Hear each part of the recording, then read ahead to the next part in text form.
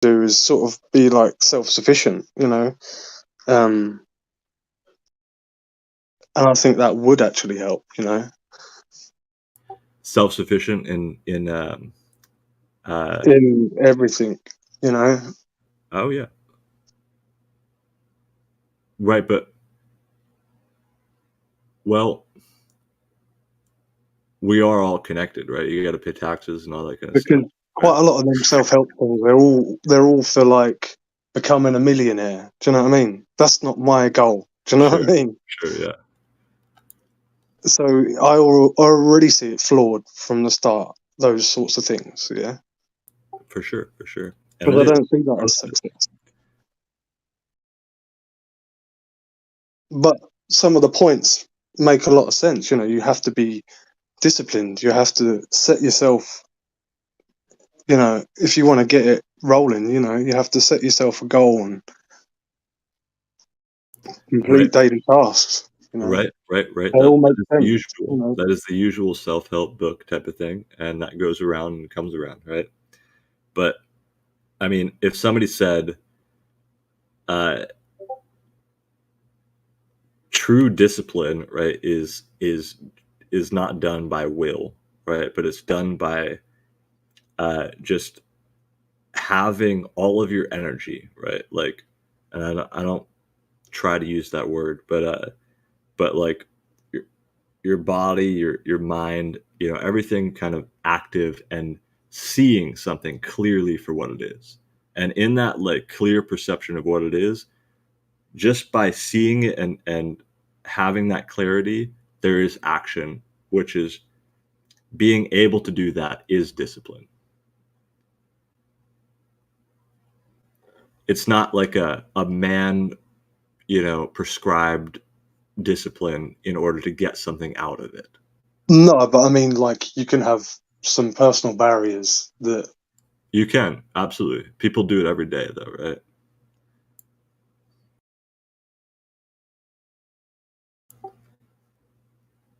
I just think, in my personal opinion, if you follow that, it's a good thing, right? You'll clean up your life. You'll be more successful, right? You'll have an easier time at things. You'll find other problems in the future, but you'll be happy. You might be happy that you're dealing with those problems rather than somebody else's problems. But it doesn't. If you took that till the end of time, right? It's not an answer. It's an answer to like the immediate pressing problems that you might need to solve or want to solve first. But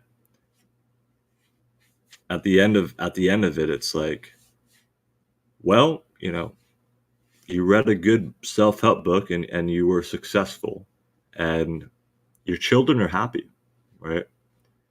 And you're content. And if that's all that you want out of life, I'm sure that you can get it. I'm sure you can find that. But that's not to say that like your children won't agree with you or they won't be facing problems that, you know, your advice they won't accept, right?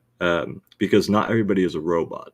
Not everybody is just going to behave in a certain way that's, you know, they see hypocrisy in the world, right? And it's a whole picture. It's not just like a method of you know how to exist within a society.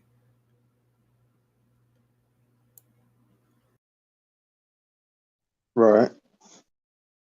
Yeah, you might have relatives that don't agree, but I think you've got to be the first one to show them that it's possible, you know. I think there are people that do show that. I think there are people in the world that show that other things are possible, but we're not. It depends on who's tuned into it, you know, and what kind of questions people are actually asking. But clarity in all of that, I think, is a good thing. I don't think anything about any of it is wrong.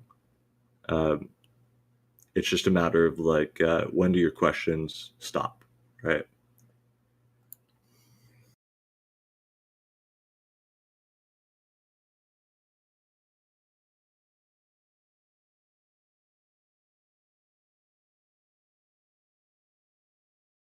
How do you mean? Like, you always want to be going somewhere? Is that what you're saying?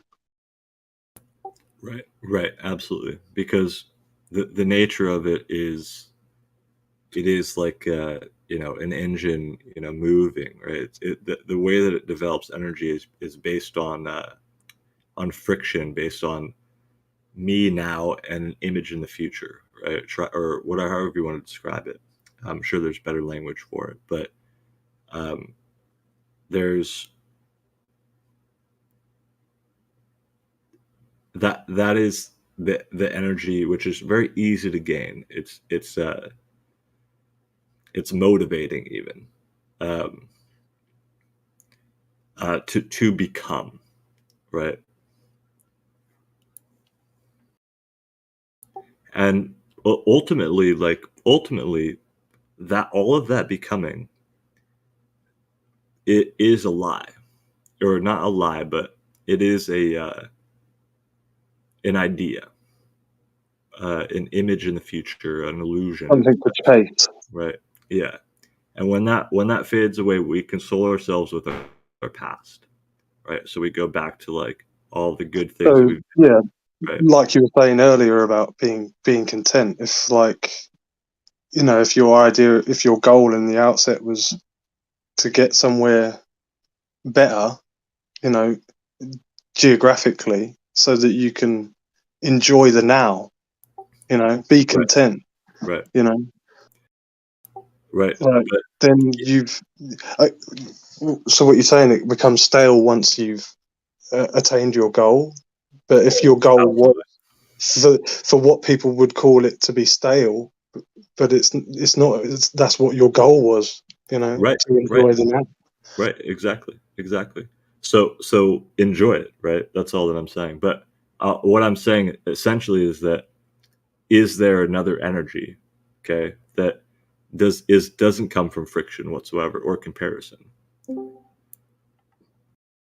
And that's a weird question, I guess, but it's because I've myself, I'm exploring into all these topics. I don't know what you want to call them, but life, right? Um, and you know,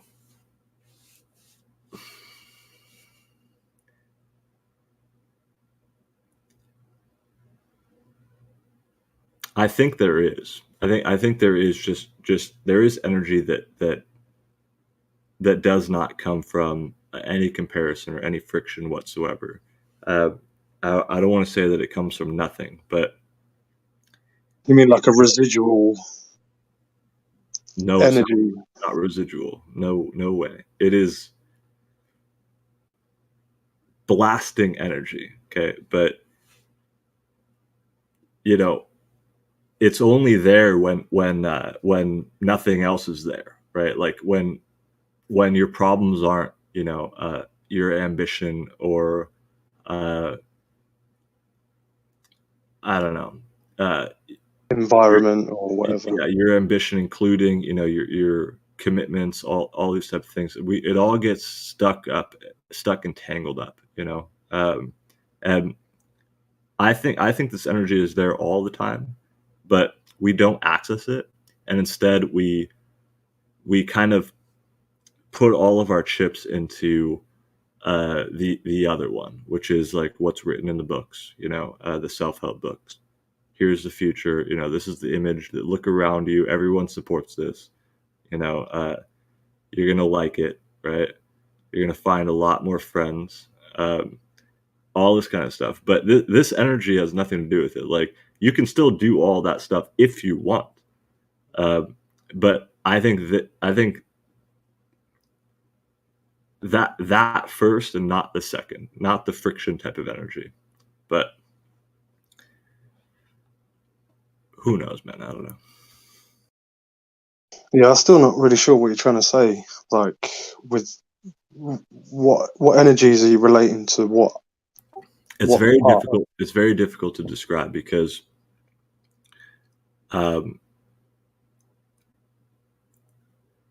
like I tried to get into it a little bit earlier, which is saying, is there an energy that's not based on friction? Is there? But that becomes another idea, right? And so like it's not really worth too much going into. I don't know. It's kind of a matter of like, okay, you have a habit, right, of doing something. We have a habit of like of putting energy into um, conflict, right? So if I'm here right now, my idea of myself, and something I perceive a conflict in the future or right now, and I'm going to do something about it, and that gives me energy. And my idea of what's going to happen in the future, the two things between those two objects, right? I can wake up every morning. I can develop a new pattern of behavior. I can go to the gym. I can do all these things that are beneficial. Nothing wrong with them. But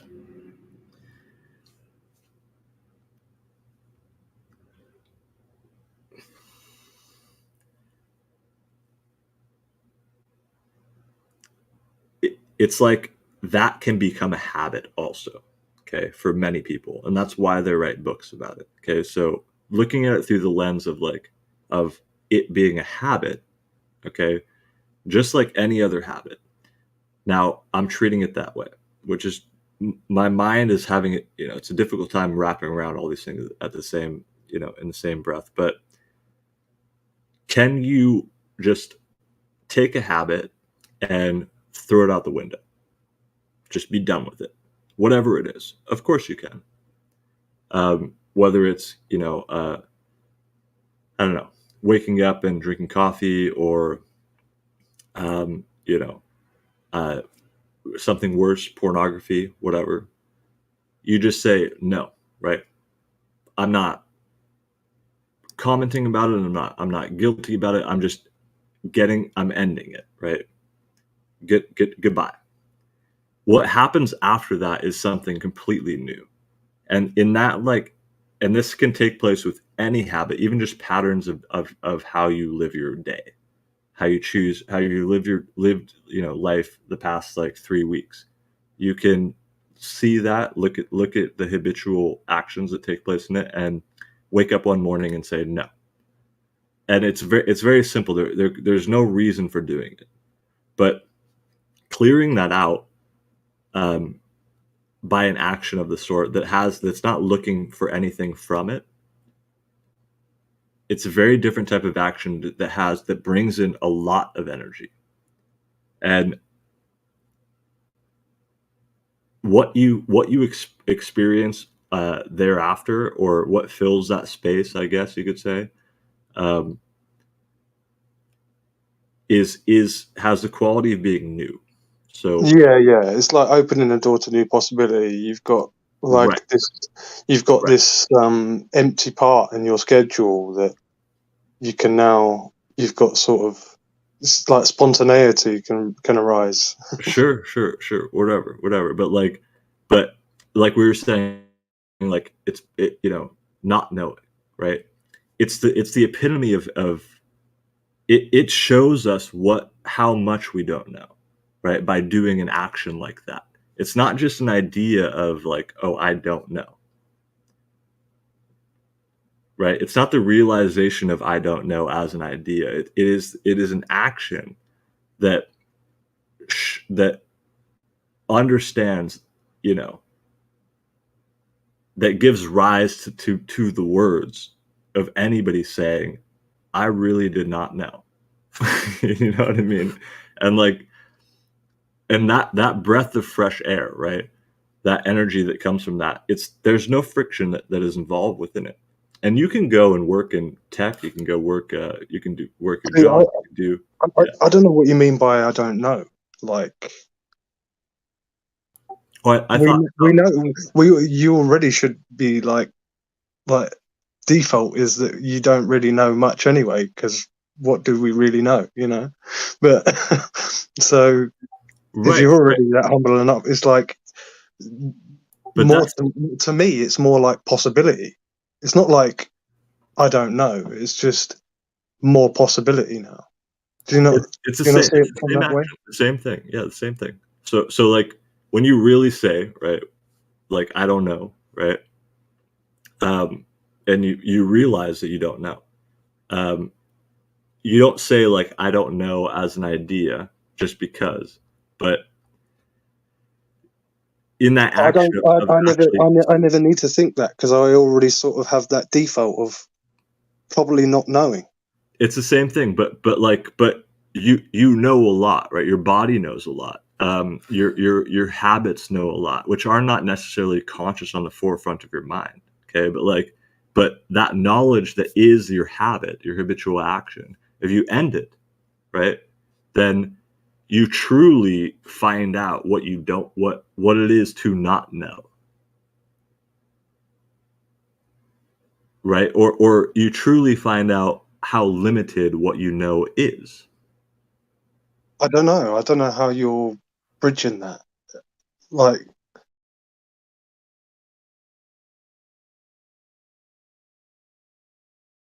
is it because like you don't have It's anything very to do for simple. that schedule, so it's like you don't know what to do, or you don't? Do you know what you're trying to say? No, no, no, no. I'm What do you saying mean you don't know? I don't. I still don't get it. you know what to do all the time, right? And that is your habitual action, correct? That, yeah, that's just, yeah. Right. It's built up through years of conditioning, whatever it is. That is like how the the Quite a the lot of pattern. addiction is actually, you know, bridged to just habit, just ritual. What you do, Right, right, you're more addicted to the actual ritual of what you do, to the right. actual either substance or activity. Yeah, sure, sure. And so all that pattern of behavior, right? When you if you just throw it out the window for no reason, what's what's going to happen? Well, you're going to fill your life with loads of different things. You know, Different. more possibilities arise. You know, That's right. That's you're right. gonna do other things to fit those gaps in That's your right. habit. Yeah. And so learning through the process of like of this continuance of force, right? This continuance of habit uh, is one way of doing things, which is what everybody's doing. But learning through the process of negating that and and ending it, right, or not, Right. it doesn't matter, right? But like you're not forming a new habit by controlling it is what I'm trying to say when I say like doing it for no reason or throwing it out the window, right? But whatever happens next, right, you find yourself more aware, you find yourself um, doing the roots of the same problem, right, start to take hold and start to find their way back into this like beautiful day that you might have had one day, um, or the first day or whatever. But you're learning in just a completely different new way, which which it's funny Right. because It's a that like completely different. You haven't already chosen your direction in a sense. no, no, yeah, yeah, and the compulsion is to find a direction, right? But and you will eventually you will do that, but it's a different direction than you would have chosen previously based on your prior habits. Right. Yeah. It's opened up Yeah, a complete. but Yeah. it's still the same action, right? Whether it be like whatever, right? It's the same um, motivating factor that causes you to do something. And so all of this is like is better, understanding just objectively, impersonally, entirely, like what we are, right? What our brains are, what our self is, what we're doing, why we're doing them, right?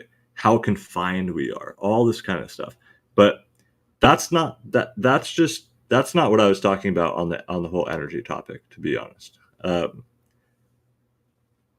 I was using the ending of habit as an analogy for this energy that doesn't have anything to do with friction whatsoever, or becoming, or trying to get something out of something, right?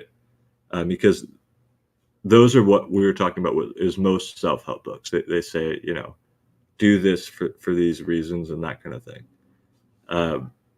And everybody gets that, and there's nothing wrong with it. You can sell those books and people will read them, and you can tell that to other people and help them out in their lives or whatever. But there is still something much beyond that. That if you live on that information, right, on those ideas, for the rest of your life, I mean, it's a very enclosed place. Oh yeah, it'd be silly to use it for the rest of your life. It should just be, for if it works for whatever you had it, whatever you sort it out for, then you've got to either adapt it for new problems or whatever. It's not Right. Yeah, we talked it's about going to that. grow stale the long. It's only significant for when you first started, because that was the problem that you wanted to solve, and if you solved it, you're going to have to adapt them for other problems. Right. And we said at the end of that, right, if you have So in nothing a else to sense, fight against, right, then you find comfort in the past. And right, but I'm saying, like, you're not still using it. Do you know what I mean? You're not still, like, stuck in that framework. You have to adapt it. You make it change and grow with you. Yeah. If it's helping you live a right. better life, yeah, it has to grow and adapt. Those goals have to grow and adapt with you. And yeah, it's not stuck with the same whatever you read Right. 10 years ago. You don't, you know what I mean? So I get what you're saying, but I don't know if you get what I'm saying, but I'm not sure if I explained it coherently. But I'm trying to say there's something else outside of that entirely. And that leads to all of the typical things, right? Adapting it, personalizing this information, all that kind of stuff has nothing to do with what I was trying to talk about. But like I said, it's very difficult to communicate.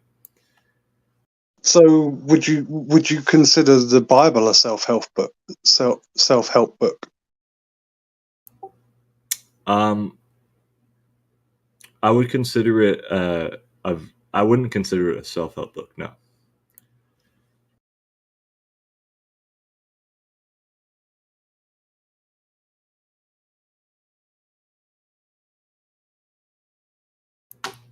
I think it has information in there that has it's not necessarily helping people. No, but I mean, if taken, yeah, maybe I shouldn't.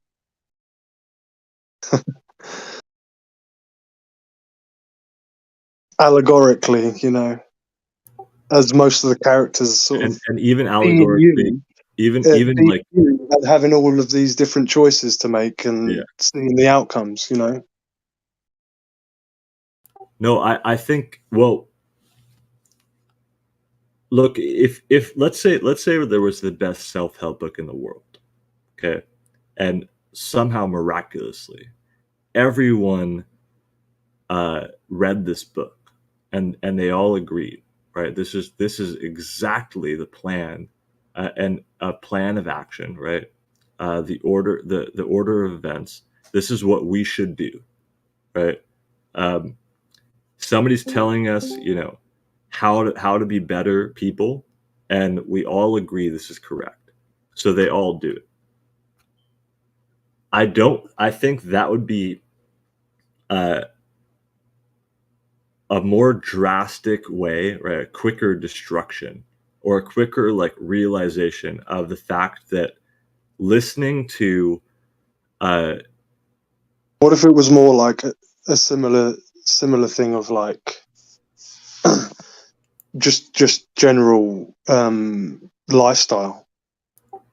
oh sure, anything that has a plan, right? A prescription. Um, I have a question real method, quick, since you right? gotta go if I may. Sure. Well, Literally let me finish my something thought real taken. quick, man. Let me finish my thought. Anything that I has a method for doing something, right? Becoming like a better person. I think that if everyone followed that method, everyone at the same time, the same method, we would all quickly realize that we are living in a robotic, mechanical world, right? And all this is bullshit. Very, very fast.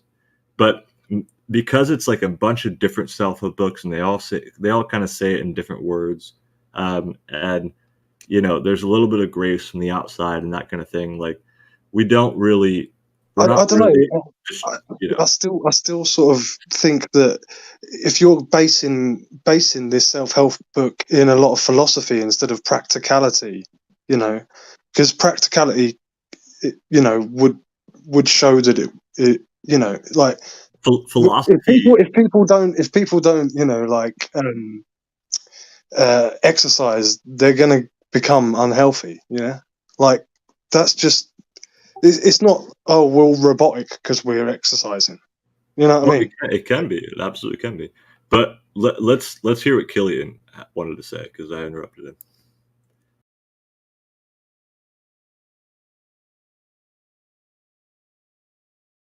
Thanks, boys. It's just a question of one of the things that I take away in scripture. I believe Jesus said, I don't know the exact passage, but be quick to listen, slow to respond. From a standpoint of just looking at that one statement alone, I believe that if we were to actually invoke even that lesson alone, that would actually help us. As you say, it's not a self-help book, though I think there's lessons in there that can help us to make ourselves better human beings. But Killian, I can talk of a narcissist, right? A sociopath who follows the same rules, and it's very much poisonous.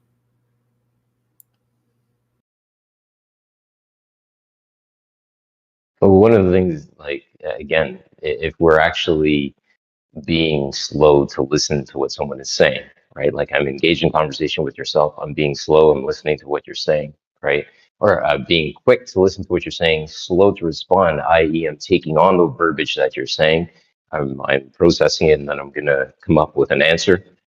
Perhaps maybe even steel man what you're saying to try to understand it further, right? This is what I'm saying, the opportunity to take time to listen to what your fellow man is saying and hear what he has to say and Right, then go from that point. I'm not even putting a, right. a But clinical a similar label thing. as to what it can be. I agree with you. I agree with you. Okay, but listen, like this is what self-help books do, right? They say something like that, and I know it came from the Bible, and there it's under a different whatever framework, but you can say be quick to listen, slow to respond in the Bible, and you can also say it in a book that has that's blue and red and blue, and it's called Power. And people are reading this, and the way that they're reading it, they're saying, yes, I can use this, right? I can use this for as a tool. And in the same way, even religious people can do this because religion is divided, right? So it's even though one person is trying to be manipulative or they're trying to find out how they can easily manipulate people or better manipulate them, right? Another person is saying like, how can I be good, right? And they read the same thing. Be quick to listen and slow to respond. I don't think I don't think that is good. I don't think that description, right, is Right, like but can you see how it doesn't encapsulating. create robotics? Like, I know one's bad and one's good, but can you see how they're not robots? They're not the same. Sure, man. Yeah, I was making an example, but what I'm talking about is mechanical behavior, right? And when you're reading a book and But I you're get what you're saying, though. Like, and, you you can read the same book and use it for two completely different and why are you doing ideals. that, right? Yeah. Why are you doing that? Because really, like, nobody needs to tell you how to listen and how to respond. Do you see that? It's such a fragile mentality that we're living under because Yeah, but really, like, Santiago, but what Santiago, respectfully, dude, we talk to some people every day on the Discord, right? They have their opportunities, things like that. And we're engaged, as I said earlier, in conversation with them. How often do you actually sit back and ask yourself, is this person actually listening to what I'm saying? Or are they just waiting for me to finish so that they can come in with another answer, right? Again, that's not active onboarding, just something for thought. Please go ahead. Well, go on and continue what you were saying because is that it? Are you just trying to Well, say, No, no, do I no, no. have I I'd literally, have to admit that I've probably been guilty of that today, a little bit. I'm not trying to be antagonistic, boys, at all. Trust me. the way that I look at it is that I don't assume that people are listening to what I'm saying, right? Um, and I listen to people's voices and how they're coming across, and we're just having a conversation, right? And But like the way if you took anybody that jumps, yeah, go on. scripture. Sorry, no, just the way you took that scripture. I thought it was quite obvious that it just meant like don't like it. It just shocked me into realizing that I was guilty of that. Do you know what I mean? Like just by hearing it, going, oh, actually, yeah, maybe I don't need to respond so quickly. I need to actually take time to think about what was said. You know, that's kind of what it means, isn't it? So Yeah, but where is that not mechanical? I'm not arguing that it's not. I mean, I'm just saying. See, yeah, like edging in on that, talking about mechanical versus, let's say, Yeah, not necessarily emotional responses, but mechanical responses I see as functions of the brain, perhaps the scientific aspect of yourself. I see an opportunity when you're taking the opportunity to onboard what the person is saying, consume it, digest it, and then you come up with a response to for that. sure. That's Um, the opportunity when the person has actually made it inside you, like past your ego, past all the other stuff, your preconceived notions of things. You've taken the time to 100%. massage it through with your heart, and then come back with something of substance to help the conversation edge forward, versus being a stick in the mud and antagonist to what's being discussed, as an example. right, That's instead of just 100% picking true. up key words and trying to respond to the key words, but also it might trigger just a thought in you personally. So it could just be a personal question that comes back. So you might be still guilty of not fully listening because you've got this. It's triggered an idea, you know, this scenario. So like I don't know, like, and you just What kind of want to Killian? know what they would go about. But yeah, you would still be guilty of not allowing, not properly listening and allowing the thought, their thought to finish. It's just still self control, really. Like, and that's what these books are trying to teach you. Sure, absolutely. And what Killian said is a real thing, right? But that typically takes place, Killian, when you have your whole heart, body, everything, actually at the edge of your seat, listening to, you know, the edge of every breath, right? Of somebody's. It means like you're so involved with what you're hearing that it has such an effect on you that actually you're not quick to respond. That you can see your quick responses happen immediately and how stupid they are because you're listening so intently. I mean, that's in my experience. I've had there are people that I listen to like that, or in certain times. But when you're just, we don't do that all the time, and especially not on Discord. In real life, It'd be maybe. exhausting. Okay, yeah, but there is a quality to that, of course, which is it's a faster delineation towards either the true subject at hand, or either to you not needing to respond on Discord to anything that anybody ever says, right? Because look, you can listen to a lot of stupid arguments, and you can listen to them as intently and fully as something important, but even if even when you respond, right? I'm not going to say, well, it doesn't have any effect, because I think that if you did listen in this way that you're describing, Killian, and you described it in your own words, not just like a descriptive nature read from a book. So I understand what you're saying, but I want to say, like, if you did do that, it may have some effect, right, on the person who's not listening, but who's just shooting the shit, right, having a conversation. But for me, when I do that, the more important thing is it's a questioning of, like, why am I actually here, right, listening to this? And I think that's where a huge question comes into play. It's like, what are you doing here? Right. Because right. then, and I'll again, I'm not throwing shade. We're just honestly talking about what's being put on the table for discussion at this point. So if we're here actively discussing an idea, theory, and somebody just being sick in the mud, and antagonist to what's being discussed, you start to ask the question: are we actually going to move forward with what's being presented on the table, or are we just going to look for reasons why we shouldn't be proceeding forward with a discussion? And I think that's where the art of conversation comes into play. If you're tuned into what's being discussed, being able to double back to points being made, things of that nature, if we're having a discussion. But I fully agree. There's a lot of sessions that we have where we're just literally spitballing. And a lot of people, when you're sitting there throwing the ball against the wall, they're not totally paying attention to the words that are coming out. They're just paying attention to the ball being thrown against the wall.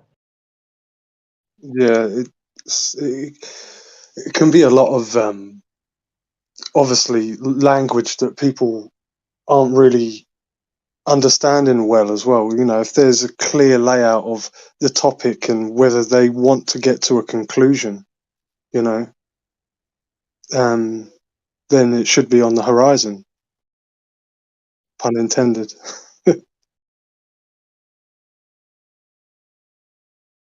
The conversation should be building towards that conclusion, because that should be the most important thing, really, if you do want to seek knowledge, But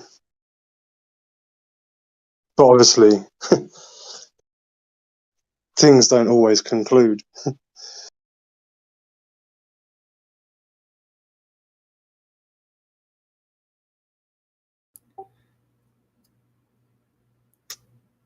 It's very interesting when you bring conclusion into it, right?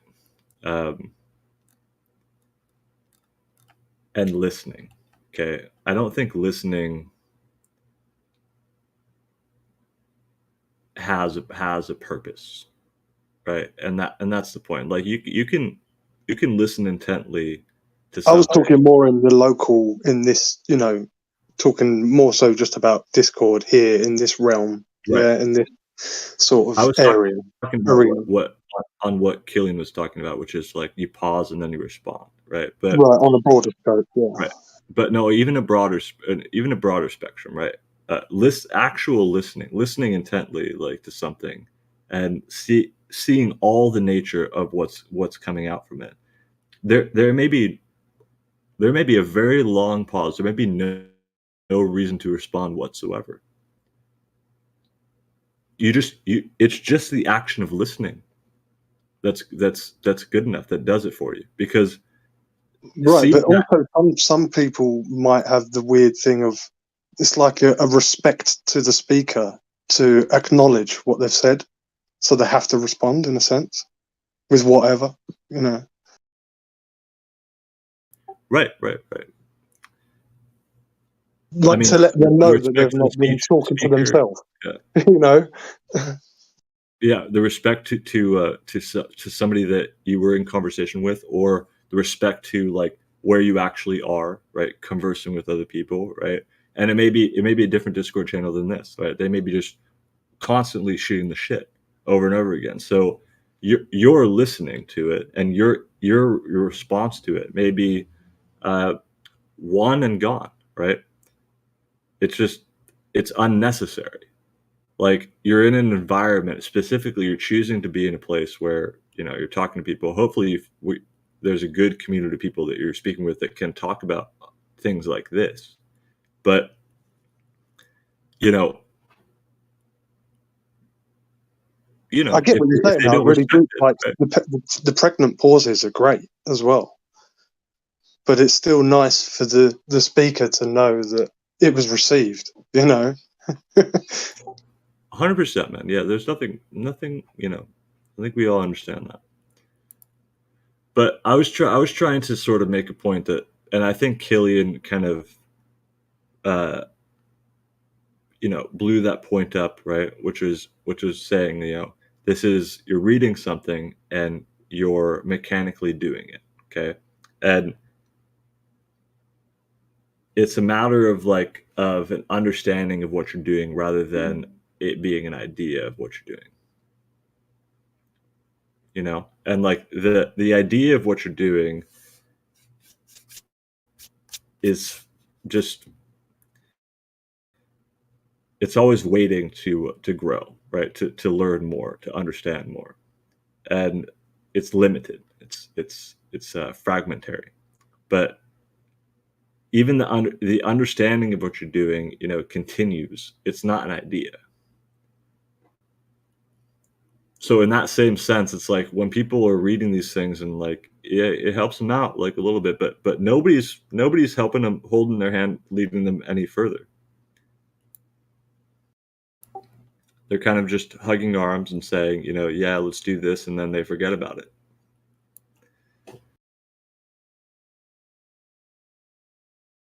It wouldn't work with muscle memory, though, would it?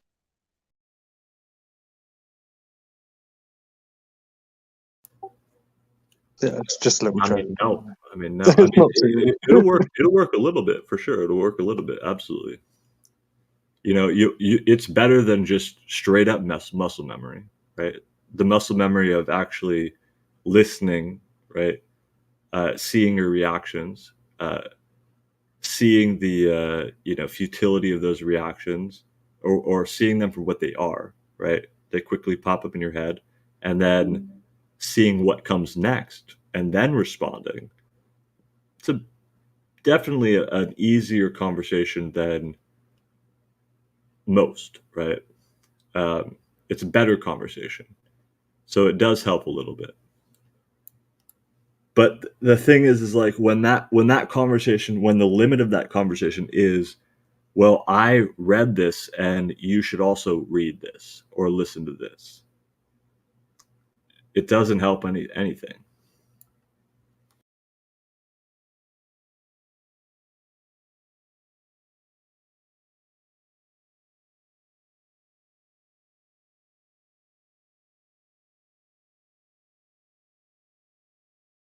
And that's a good point, because within the conversation, you've appealed to an authority that has a better understanding on the subject that you're discussing, which, if you've actually taken on the article that you're appealing to, you would be able to summate what was stated within the conversation that's currently at hand, instead of sending your audience to the article that you just read to better consume what you're trying to explain.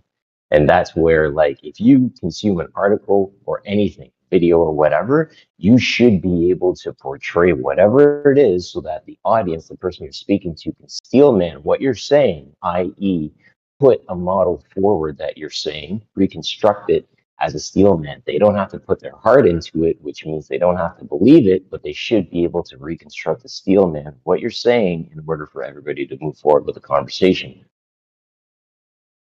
What article?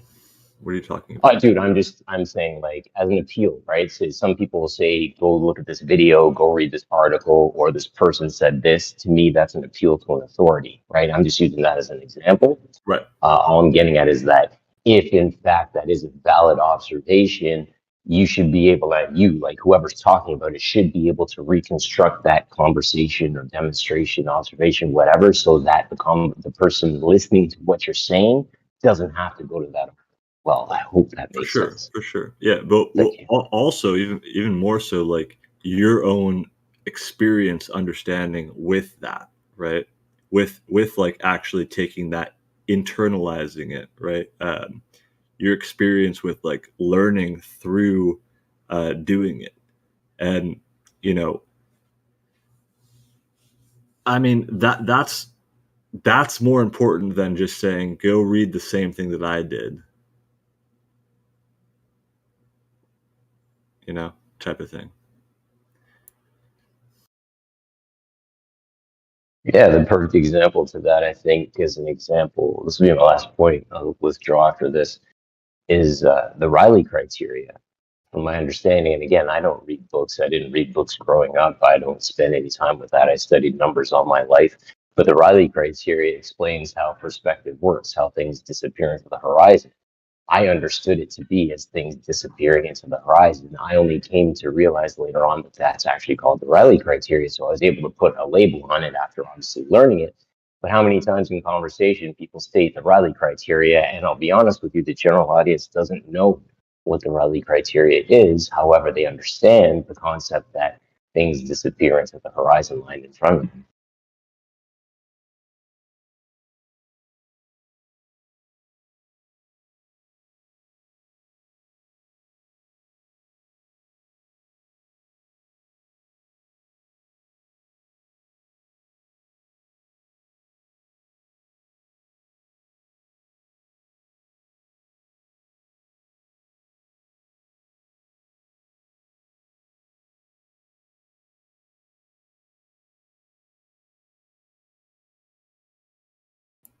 I'm not sure, man. I think like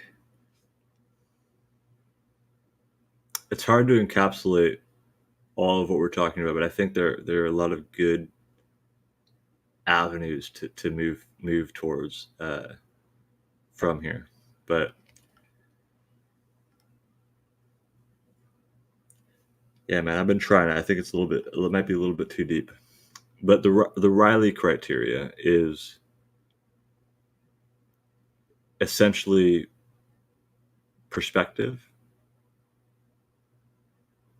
right? So when somebody says, you know, this mountain is lower because of my equations that I put into the curvature of the earth, so it's all on point. You're saying essentially without those equations, there's just the Riley criteria. I don't know what it is, but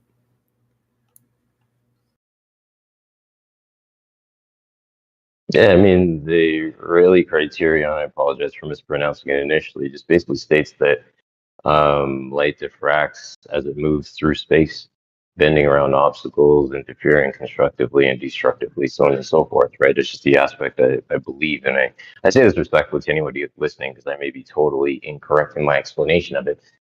But to my understanding, as you go away from objects, they come together. As you go towards them, they spread apart. Perspective as you change your distance on those things.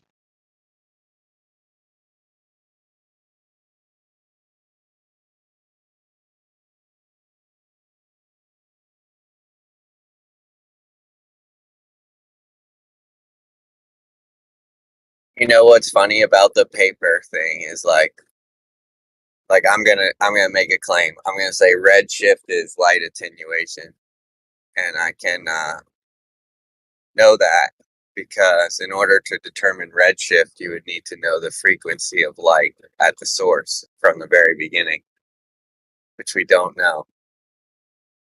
So now I've said all that, and everyone goes, "You're crazy," but I have a paper to back up what I said. So what does it mean? Is the paper useless? Because I feel like I've described what the scenario that I'm explaining, I feel like it's very understood. You know, if you don't know the frequency of light at the source from the very beginning of that source, how could you claim redshift?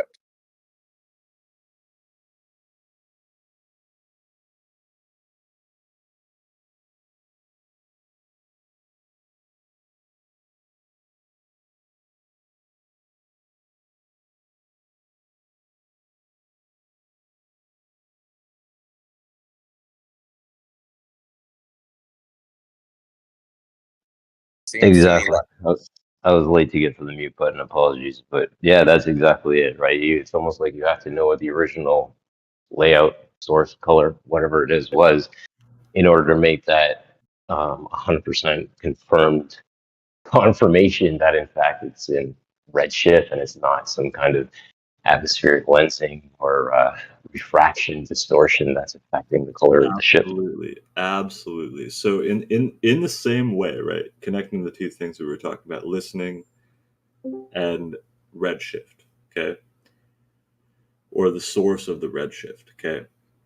Do you think that you can actually say that you're listening to somebody if you don't fully understand all of the distortions, right? Um, the ways that your brain is interpreting objects that it's not, it would have interpreted them differently under different circumstances. Okay, you would have been listening to different cues, different things based on, you know, uh, your different memory, or the different cues, things that are like prevalent in your head. Okay, and so when you say like taking a pause after, listening, responding, I think that pause shows us our own distortion, right, in listening. So I'm not sure whether we can ever say that we're actually listening at all.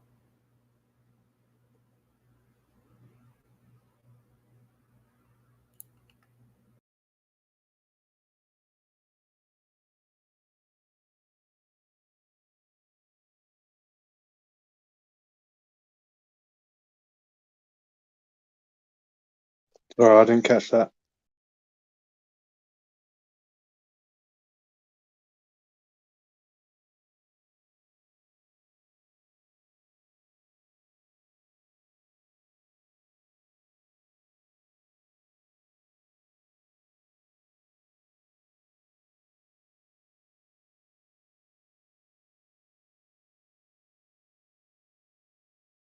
I'd need more clarification to understand, but I did jump in a little late on the conversation. I was just joking. Yeah, dude, everybody's good here. It's literally just the idea of like, you know, and I'll take to this example. We're playing a game of catch, right? And I've got the ball, but Tora has the ball, or Santiago has the ball, or is that Jim has the ball, and we're kind of just throwing it back around. And sometimes it hits somebody in the face and it drops to the floor, and you're like, okay, let's pick it up and keep going, right? And then that's just the idea of the conversation, what's being talked about. I got you. That makes sense. No, I mean, before you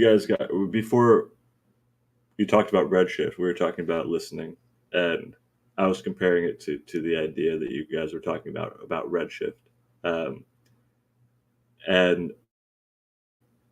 I think that I use that word listening as if like whenever I think that I'm listening, I don't it's always wrong, right? I'm never actually fully listening to something. What I'm listening to is based on me, right? My own distortions. You know what I mean? So like a kid could walk by and say, hey, you're a shit cook, right? And it affects me, right? I get insulted because in me, I think that I'm a really good cook. My parents told me I was a good cook. I identify as being a good cook. So this has an emotional response, emotional effect on me. And honestly, like when you're talking about listening, it's not so much about listening to what the person is saying, but it's also about listening to like what your responses are to it. So I was trying to continue on in the conversation, connected to the conversation that we were having, but no worries, no worries.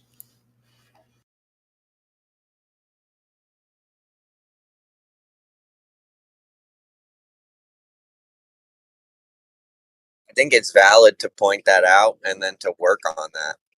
You know what I mean? Absolutely, man. Like to do Absolutely. better at that, to leave the biases away. Like, don't get upset if someone says you're a shit cook. They don't know how you cook, man. I think that exploration is super interesting and fun, but and I love that. Like that's honestly well, you know,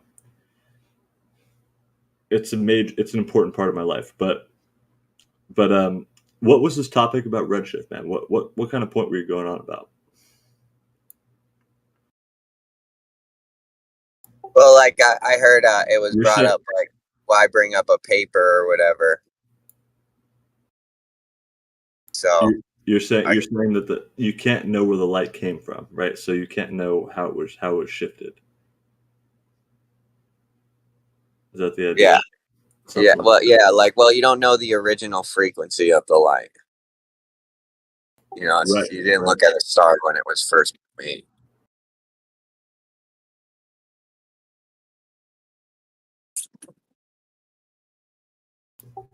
All of it is just a thought model, you know. Even like the idea of the Big Bang.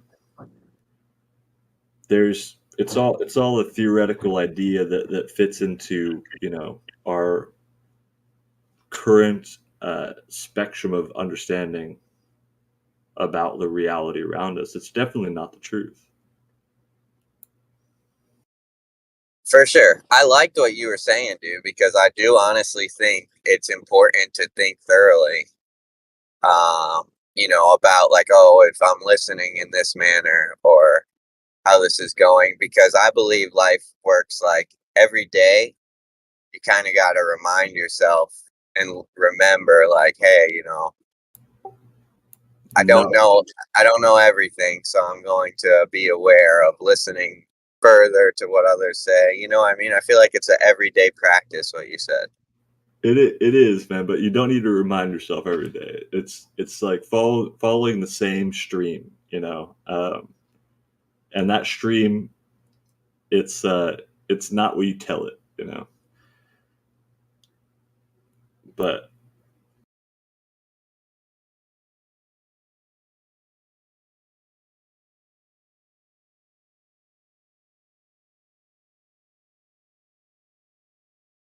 The point that I made prior to you getting here, Torah, was in scripture where it mentions be quick to listen, slow to respond.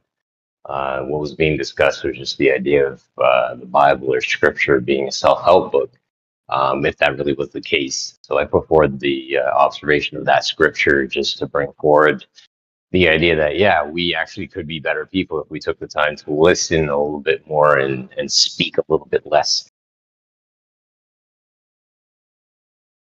Oh, for sure. And, maybe it's not that way for everyone, but it's something I would have to, like, practice daily. Something like, like I always think, like, I want to every morning wake up and give thanks and praise to the Creator for putting me here, for giving me another day, all that. And there's some days life gets busy. I'll wake up late and I'll forget to do that. You know what I mean? So I don't know. hell yeah, man.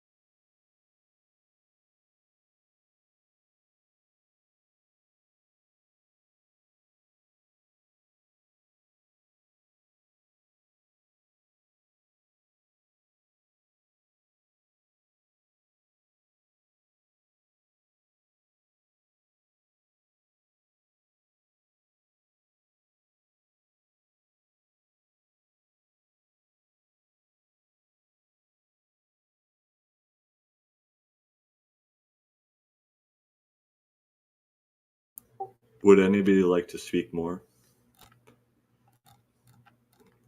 I don't know. Nothing to listen to.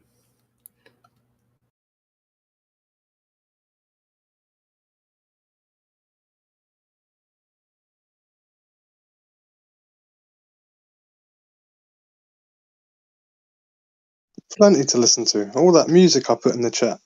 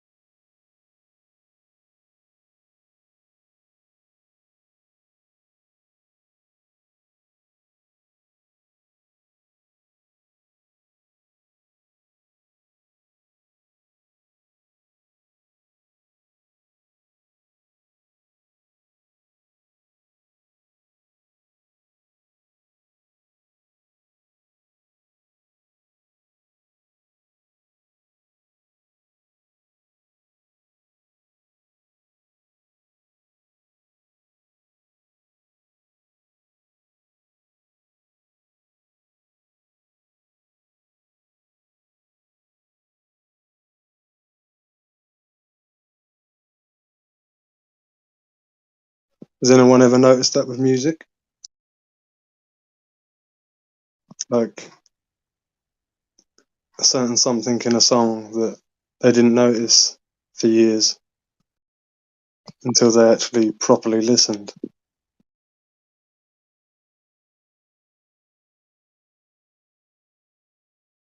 Yeah, during the song Man in the Moon by REM, chorus is, if you believe they put a man in the moon.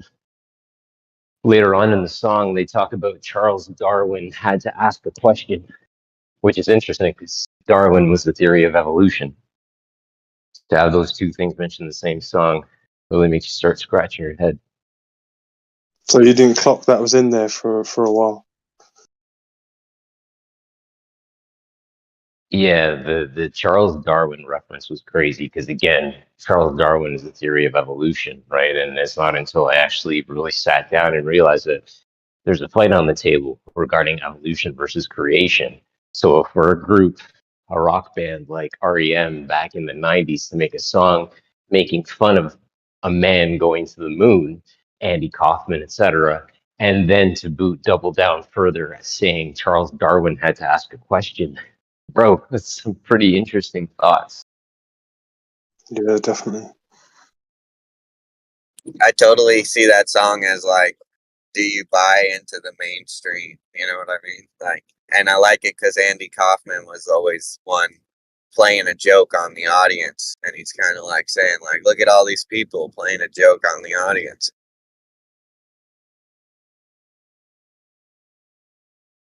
And that's the song that I played to lead off my presentation, Demon Stride server, the other night. And I had all those Globers singing, if you believe they put a man on the moon, and I got it all on wax. It was a great thing to witness.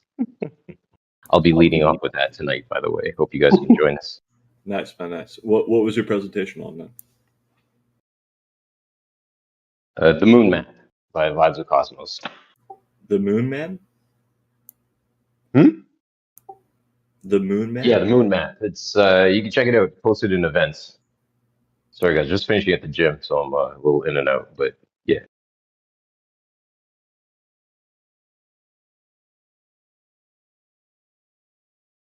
Did he say the Moon Man or the Moon Math?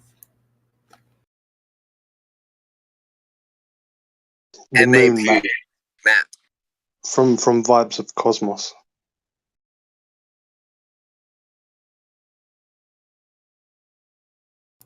I'm still confused. I'm sorry. I don't know. His presentation was on the Moon Man or the Moon Map. Like Moon Santiago, Map. have you seen the Vibes of Cosmos model? No, I haven't Okay, seen. so they believe that the our floor plan to this dwelling to this realm is shown to us in the sky, in the moon, the face of the moon. You can look at my my profile picture, the blue and green, and see further. That's where that comes from.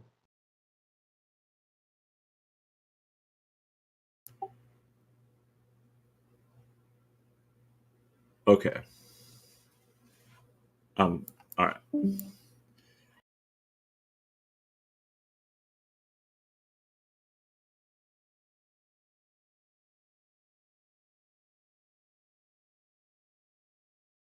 I'm just getting more confused, so I'll either see the presentation at some point or I won't. But yeah.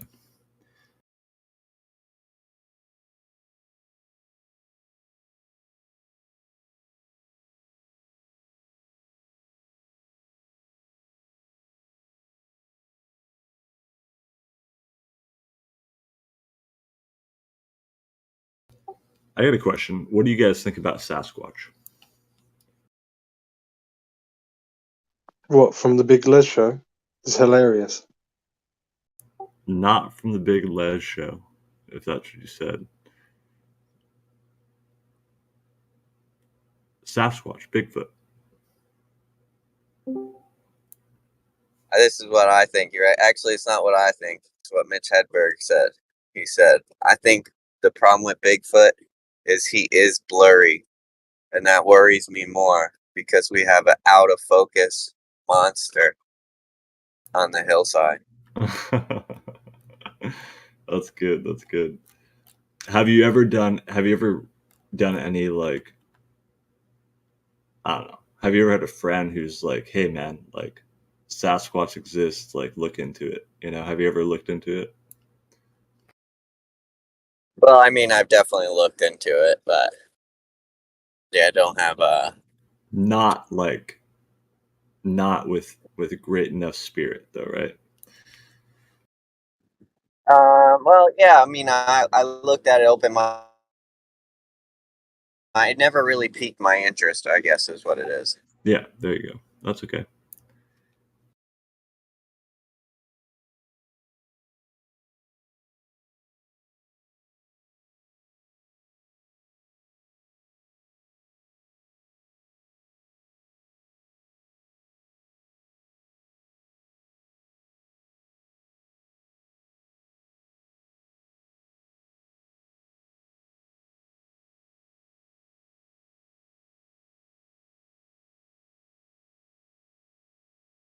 What do you think about it, Dunbar? Is Sasquatch real?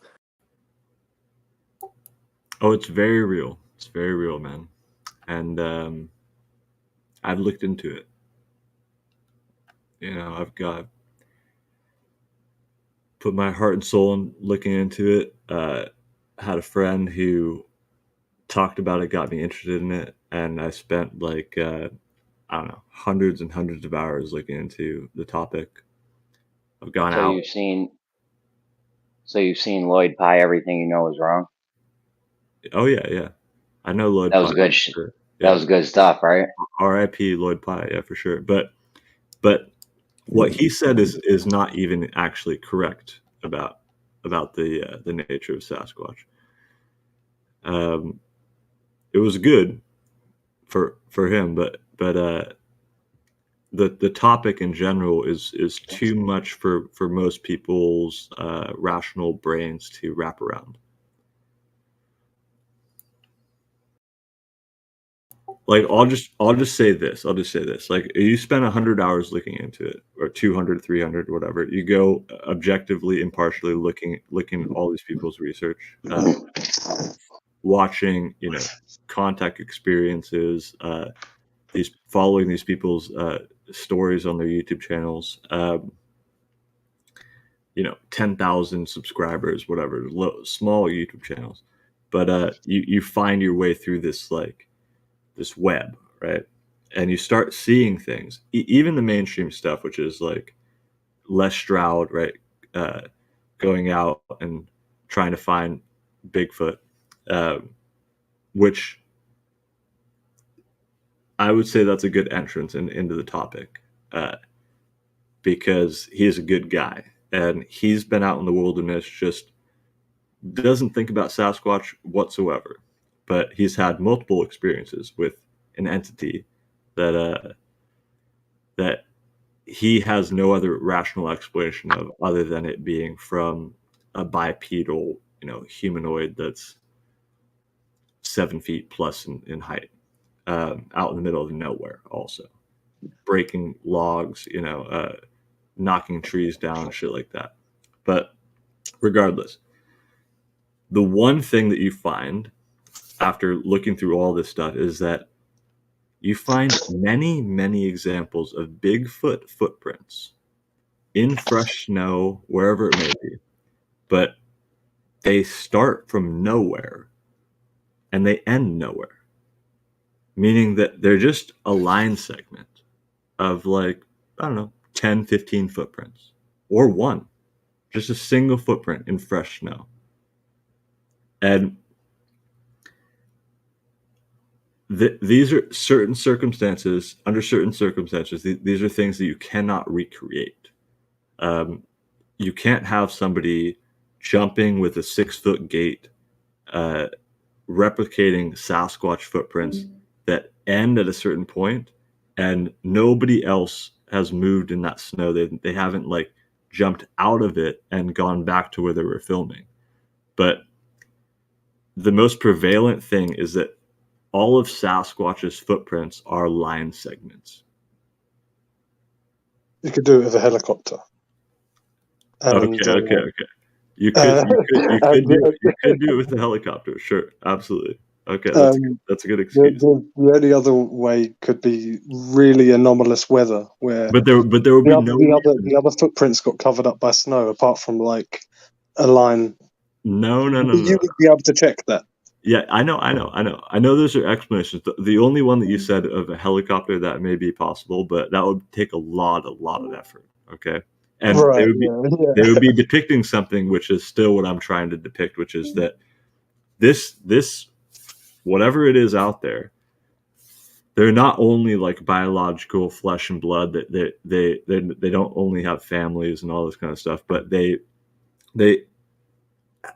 have capabilities which are powers, essentially, that are beyond what societal, rational human beings think is possible. And even in our culture, like our human culture, if you go back and you look at what has been detailed out and written thousands of years ago, from the Hindus, from people like that, they talk about what they call siddhis, or powers, and it is against all the rules of physics. But I equate the two things together similarly, and well, that's my journey in life. That's kind of the information that I've picked up, that I've realized that connects. And I'm asking just simply, like, what do you guys know about Sasquatch? That's all.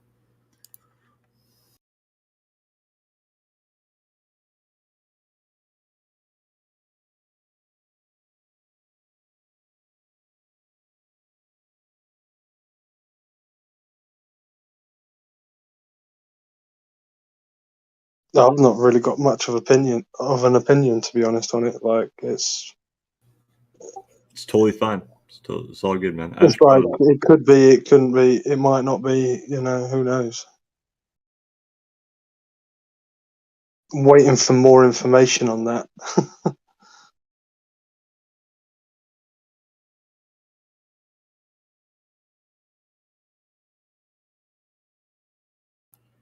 That's good, man. That's good. Yeah, no, I have friends who I'll tell this to, and they're like, man, we joke about it too. It's like, if I actually believe that Sasquatch exists, I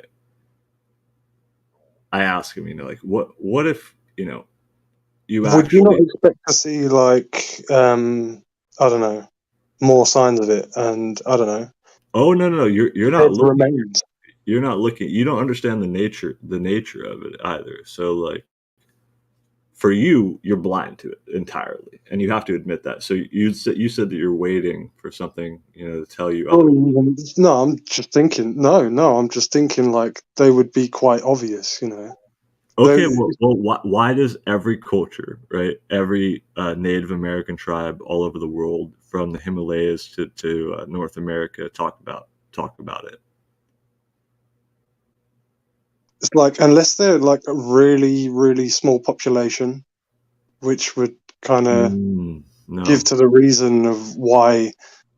No, I'm talking about Sasquatch, Bigfoot, whatever. If they're like really, really low in numbers, even still, you'd expect, I don't know, to find one that's starved out in the middle of That's somewhere. the typical like biological, evolutionary point of view of things, right? It's like, oh, they must be a small population hiding out in the middle of nowhere, right? Because otherwise we would have discovered them and totally like ransacked their place.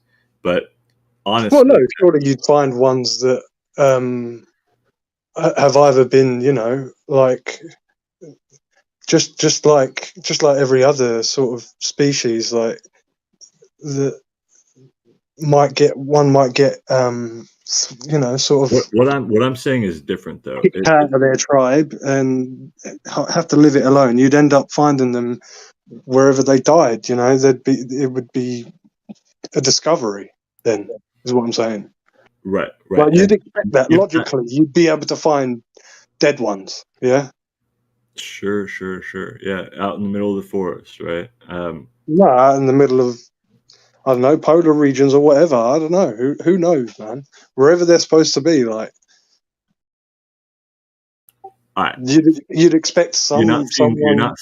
I get that point. But you're not seeing the full picture. And I don't really want to detail this out for you. Unless there's someone like literally trying to like, unless you think. Okay. I don't know, like military are covering up. Oh, of course they are. Sasquatch, or unless it just quickly gets eaten by other predators in the environment beforehand and covers up all the evidence of it. I don't know. Right, both. You're correct on both accounts. Okay, we're talking about a being that, if it were found, right, if there were contact between our two species, we would realize that everything that we're witnessing, everything they're watching, is total manipulation, total mind control. Meaning, like, these things can break all of the rules of physics just without technology, just with their minds. They can. That's the presumption. Like, again, you see what I mean? It's like the sky thing. It's like space. Yeah, you don't know that. Oh, okay. How do you? Like. No. We'll call it hypothetically, right? Yeah. Sure. Hypothetically, right? If there was a being, a creature, a species of creatures, right, that are out there that actually knew more about consciousness than we did. Okay, they know more. They know how to manipulate energy in ways that we completely do not understand, but that we are capable of. But we're not utilizing it right now. Okay, they're easily telepathic, can read your mind. They can. So look, man. It's a really big if, though, isn't it? What? I didn't hear it. It's a really big if, though, isn't it? Not really, man, because there are human beings that in the past, right, have tapped into similar things, right, and the ways that they've tapped into them have guided major religions that have lasted to this day, called Buddhism, right, or Hinduism. It's not a very big if. It's a matter of ignorance and short-sightedness. So wait, sorry, what are you saying about these civilizations? They what? Look, Western thought, okay, the Western mind is based off of thinking, correct, and measurement, and you mean like left brain, whatever you want to call it. I don't care, but like that, there's more than that. Are you going to stop me there, or do you think that there's more than just what you think? For sure. Okay. So you, like many other human beings that have lived prior to us, have explored these aspects of the human mind, the human brain, the human consciousness. Okay. And in your life, in my life, we haven't done these things. But it's not a very big if whether that has taken place or not. It's No, I only, was saying more so on the actual beings themselves that have these like special abilities, is what I'm saying.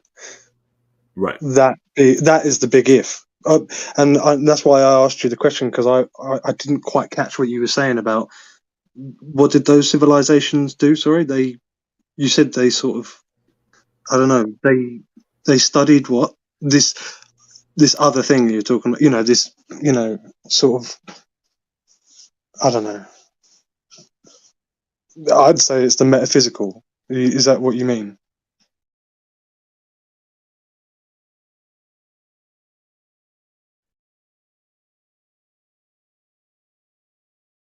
When you say like Eastern, like when you were saying like Buddhism and that, like you're saying they adopted.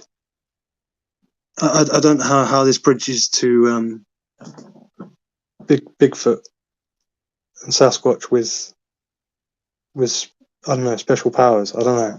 Maybe I wasn't listening properly,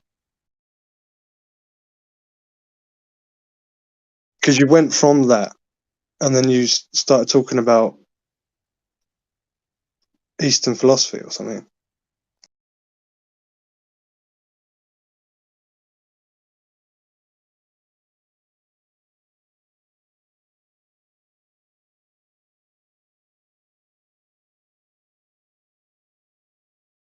You're a good guy, Jim, but let's just change the subject.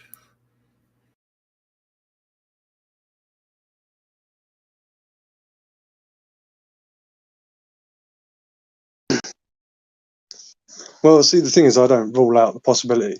Still, I'm just saying I'd need to see more. That's it. For sure, man. Absolutely, 100%. What I'll say quickly what I said, which was that human beings have talked about what's called siddhis. In Sanskrit, that means powers, and some of those powers. I mean, they if you actually want to look into it, it's up to you. I don't know if you delve into these areas or not. If you have any interest whatsoever. Yeah, I'm quite interested in Okay. history. It's time for me to stop talking.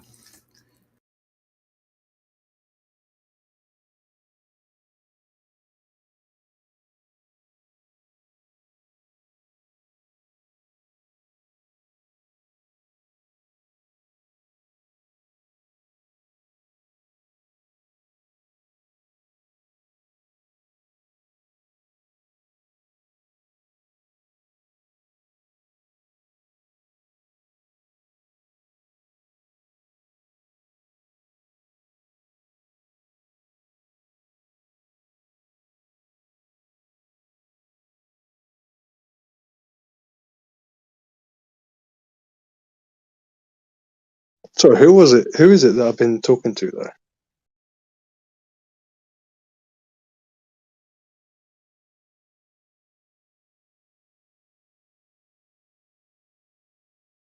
Santiago. What do you think about placebo? The placebo effect.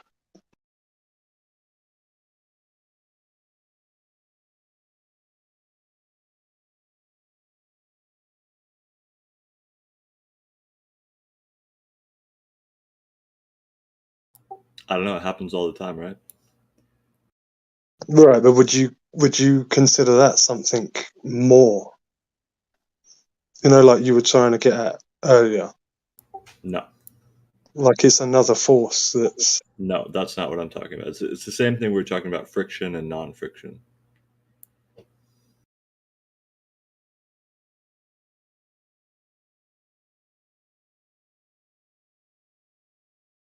But it sometimes defies physics in a sense, does it not?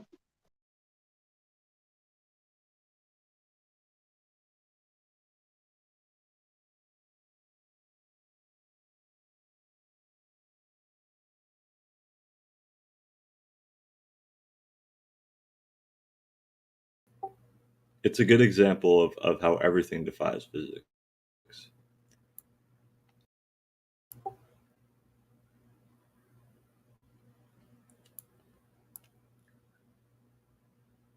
Physics, all of measurement is like a grid, okay?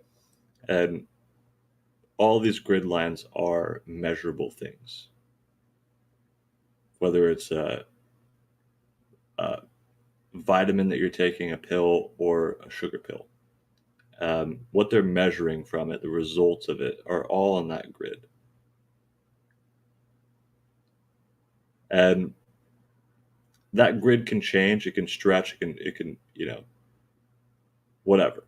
But it doesn't change the grid. The grid is measurement. And the certain patient, what they're given, it doesn't matter. Like, they're going to be fit into this measurable aspect, the grid, right? It's just, when they don't get the same cause and effect results for their measurements, for their grid point, then they have new questions, right? They have new questions, new things to ask the grid. So not the same. It doesn't matter,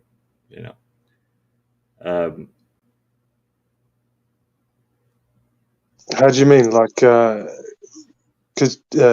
the measurement not be health? Like, how much healthier they are after the medication? Imagine the grid, right, actually measuring health.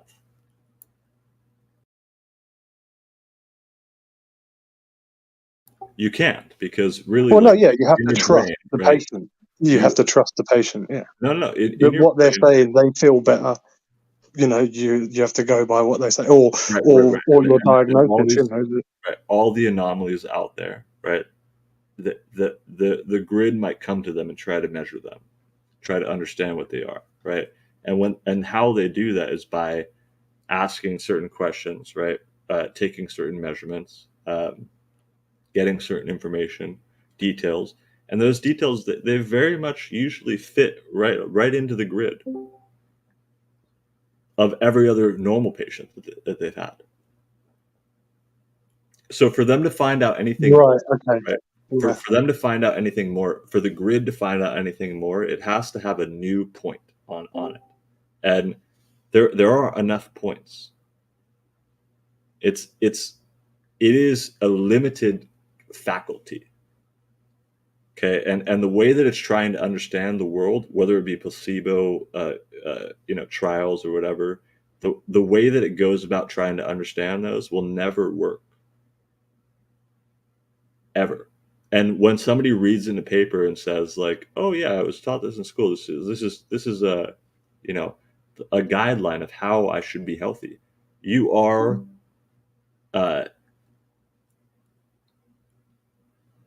you need to be shaken up in some way. And I think the grid is doing that for you. But we're talking a little bit ambiguous here, but whatever.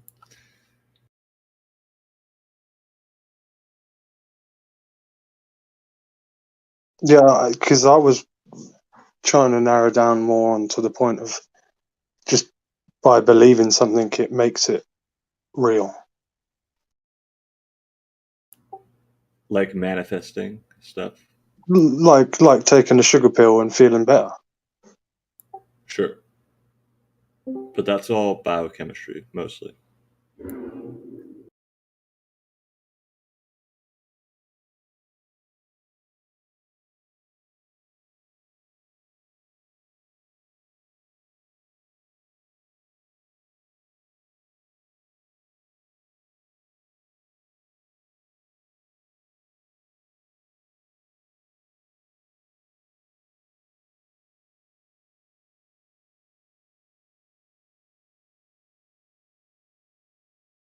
I get the analogy with the placebo stuff. I hear you, but that is such a small portion of possibility. Not possibility, but what we consider impossible. But if you see it on a grand scale, like collectively of what people believe, it makes it real, right?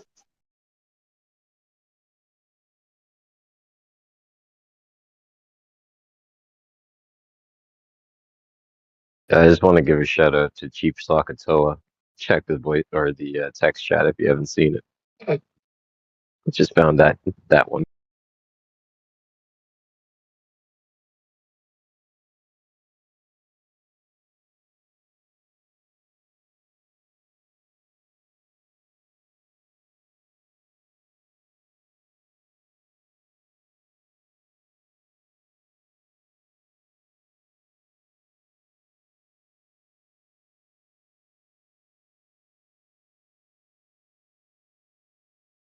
So are you saying though that it's basically a chemical illusion?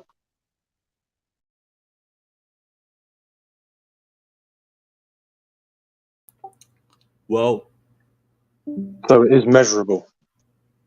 I'm saying like the way that you talk about placebos, right? The way that that's measured, right, is from science. Okay, and that viewpoint of it could never describe what it is. It can only describe an anomaly, right? A subtle anomaly that it's trying to understand, right? That's why you know the word of the placebo effect.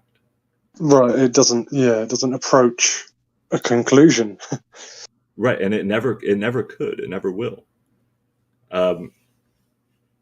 It all of that has to be let go of, right? And that's the same thing. It's like, I don't know, it's kind of an inverse analogy, I guess, where you're letting go of the fact that you're actually not being given a sugar pill, right? And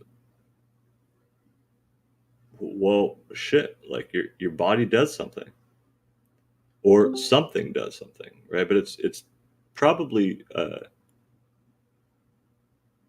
interrelated with your brain, your comfort, your mind, all this kind of stuff. This kind of level of understanding that does a similar thing to the real thing, only because you're conditioned to think, right, this is going to solve my problem. I heard that Santiago started talking about ChatGPT, but then ChatGPT killed itself.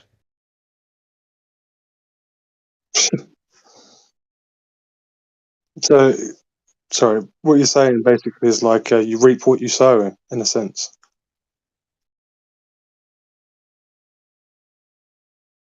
Mentally, Say that again. you reap what you sow. Mentally, Sure, yeah, absolutely. But I wouldn't use that term reap what you sow and all that kind of stuff. But everything is integral, right?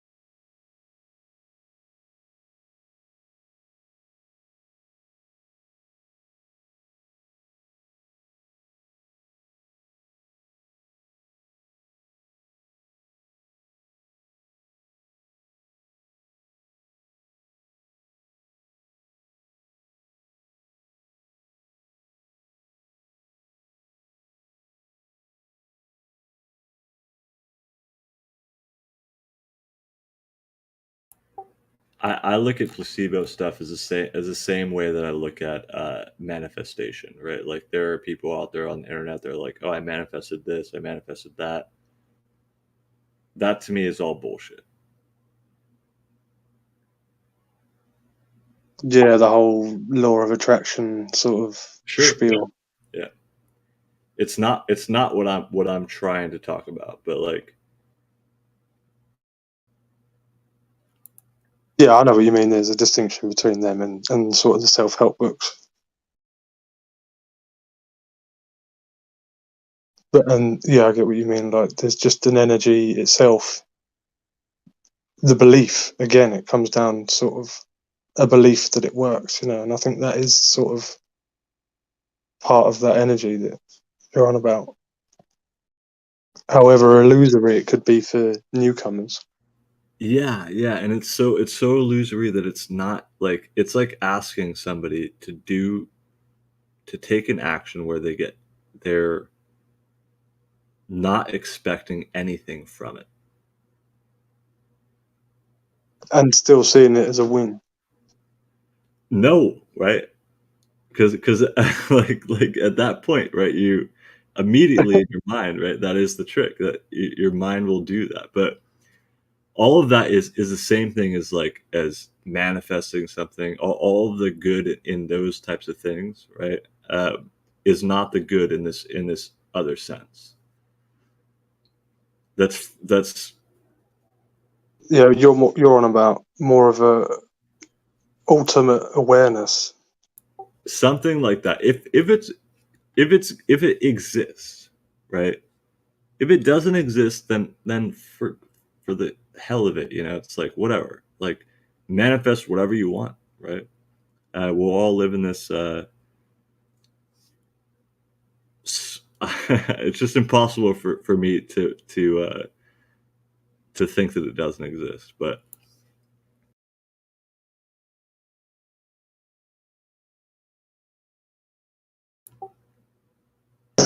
I think we're just our operation is just very usually on a very limited level, and like there are many different ways to describe that limited level, and all of the descriptions are not, you know, the full picture, right? Yeah, language falls short, definitely. Yeah. Yeah. So like, even if one of the ways you could describe it is like, oh, consider your action, right? And consider an action that doesn't try to get anything out of it, actually. How hard that is, how difficult that is to do. And when if you try to do that, you realize, you see clearly, um, all the things that you are trying to, all of your motives, right? And there is that perception is a beautiful thing, right? It's just clarity of being able to see, and that's a quality that I think that everybody has. Man, all this begs more words, more and more and more words, and you have to choose them wisely, or else you go into different areas where, you know, uh, you have to choose them and be willing to go into that area. And for me right now, I'm just kind of a little bit tired here, and Fair enough, man. yeah, I don't have too many more wise words.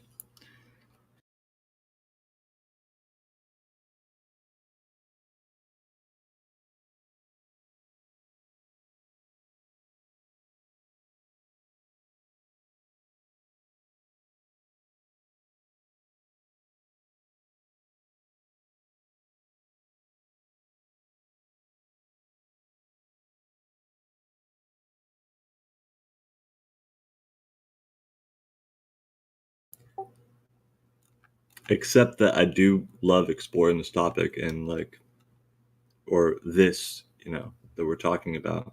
Um, so I'm glad that like there are people that are there to converse to about it. So that's good. That's good.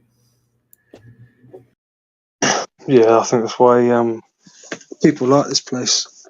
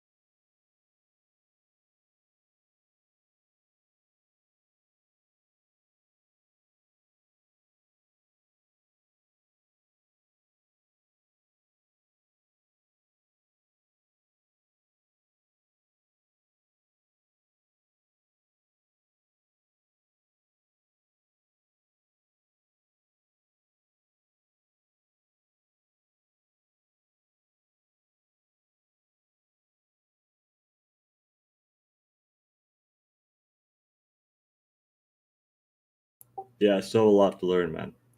Still have a lot to learn.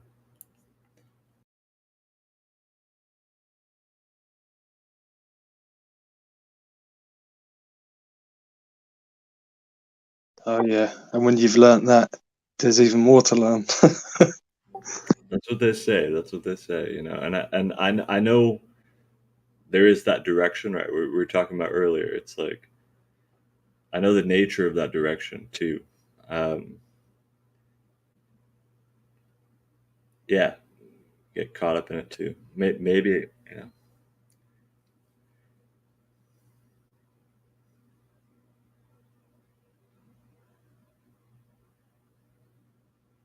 Yeah, but I don't mean learning in the sense of like having Scholarly, getting more scholarly. ideas, right? Yeah. Just learning more about self and being.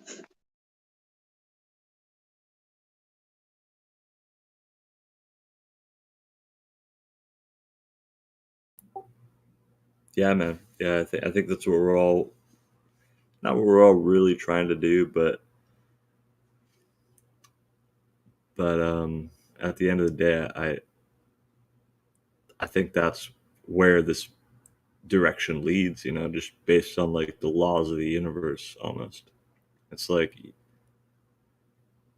you do something futile over and over and over again and you see that it's futile. But it's so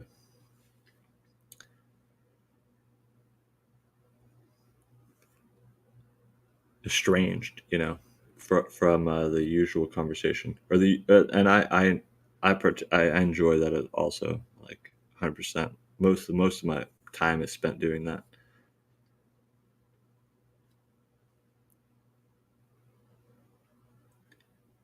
But yeah, I heard somebody say one time,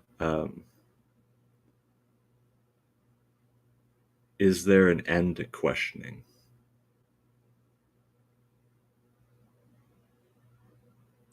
You know, and I wonder like what that means.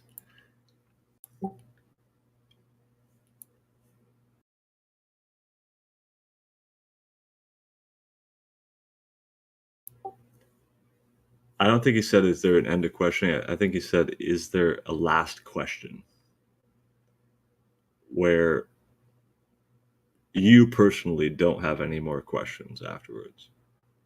Probably the better question, excuse the pun, Yeah, yeah, is, yeah. um, is there an end to understanding? You know, because you can always ask stupid questions.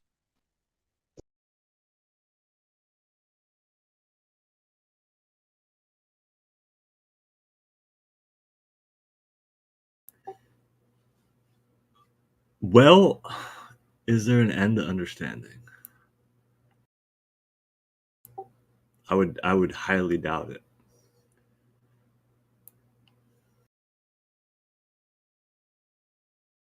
So not a limit either, though.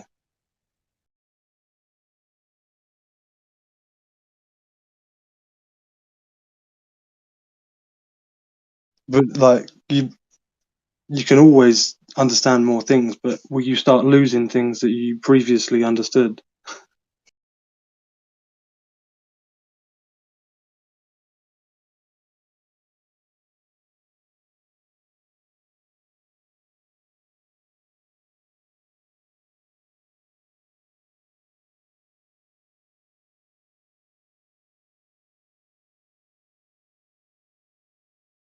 I think there are dimensions to this, right? Um, like I think the first step, the first level of it is, you know, do you see that your thought is not the truth? Or do you see what your thought is, like that it is fragmentary in nature, that it can never be the truth whatsoever? And if you see that,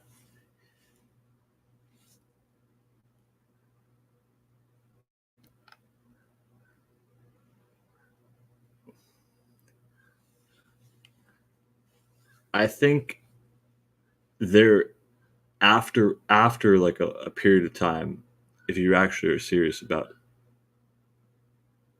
the truth of that, something else opens up to you. But otherwise, that we just live in the same dimension of just thoughts bouncing around, and all the questions that can be asked infinitely, right? Yeah, it's like just kind of like what you were saying about with routine, like thinking also can be the same, you know. And like you say, not realizing that you aren't your thoughts, but also changing the routine. Yeah, and even without like going too deep into this, you can just change a routine for no reason whatsoever on a free day, whatever you want to do, instantly.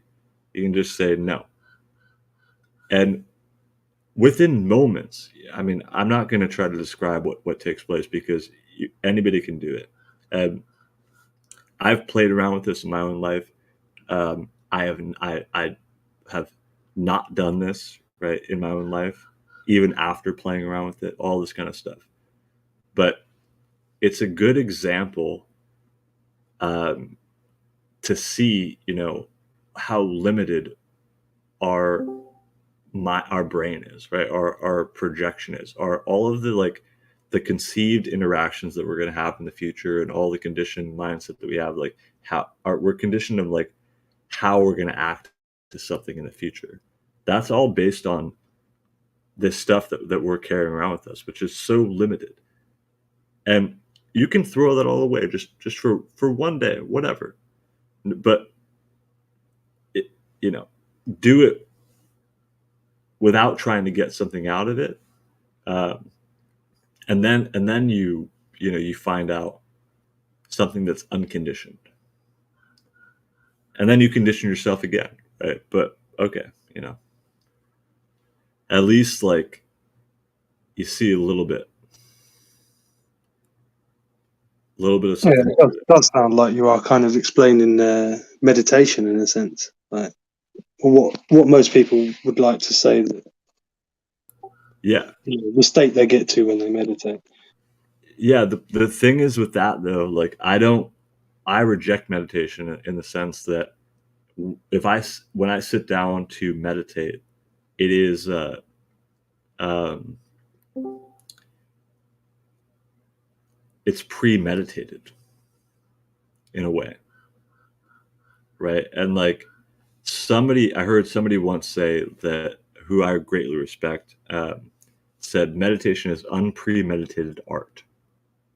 I don't even know if I agree with that description of it, but in like the highest degree of like the word art and the word unpremeditated, I would agree.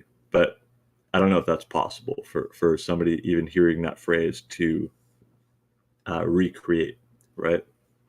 And anything that has a method that says like to do this because of this reason, I think that you're always going to be blind to something.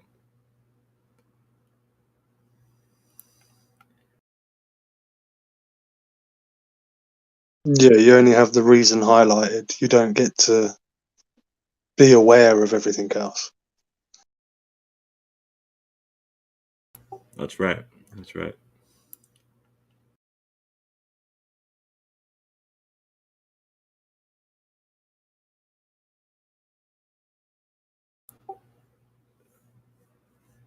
Man,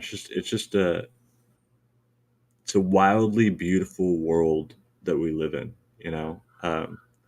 Nobody should be sitting on their knees meditating for too long of a period, unless like they truly are free, and like they have nothing else that they need to do, right? Total solace, Otherwise, it's escape. Um, but to observe, to have like a clear space of mind to see, what in the best way that you're capable of, what's coming into your head. Yeah, I think there are good qualities. There are good things that can come from that. But it's not trying to What get to a state of unconditioned consciousness,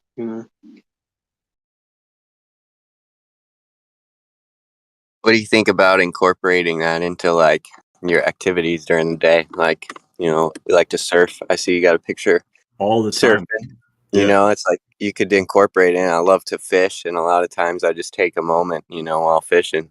Yeah. So the way that I've looked at it, and the way that I have looked at it is through looking at addiction, right? And I've kind of just stumbled into life, like stumbled into things, and like I just explore them, and like I found somehow like what addiction is, at heart, right? Realizing what it is, and something that I've never knew before, but seeing that addiction, um, dealing with it, which is like taking it in like it's the first time that I've ever done it, right? Like it's the first time that I ever smoked a cigarette. Doing that is, it requires your full attention, your whole body's attention. And when you do that, you feel immediately you're not going to finish a cigarette. Like you get halfway through and you're done. And the next thing that your body tells you is like, go drink some water, and like that's when you're being attentive. And I've followed all of that. And it is an end to addiction, but it's not through control. The thing is though, like the reason why you want to smoke a cigarette or do anything, of addictive habitual nature is because you don't want to pay attention. You just want to kind of relax, like on your you want to cool down or whatever. But when you meditate, you have full attention with whatever you're doing. It's not just like, oh, I'm prescribing this 30-minute period to go sit down and have full attention. No, like, with whatever you're doing, it's the same thing as like smoking a cigarette. Like pay actual attention to what you're doing and see what's there. It's the same exact thing. And what intelligence comes into your brain when you're doing that? It's the same thing to me as like what happens when I do that when I'm smoking a cigarette. And we don't want to sustain that through our lives, because if you try this for a couple hours at a time, you get a little bit exhausted and you just want to chill out. You want to be inattentive. So I say, be inattentive and don't control, right? Don't create this like total habitual, structure for yourself out in the day. Don't let that be an escape for you, right? Know when you're being attentive and know when you're being inattentive, and that's it. But don't say that like meditation means attention. Like washing your dishes is like being inattentive. That all of that in the mind, right, is an excuse, and it can always be there.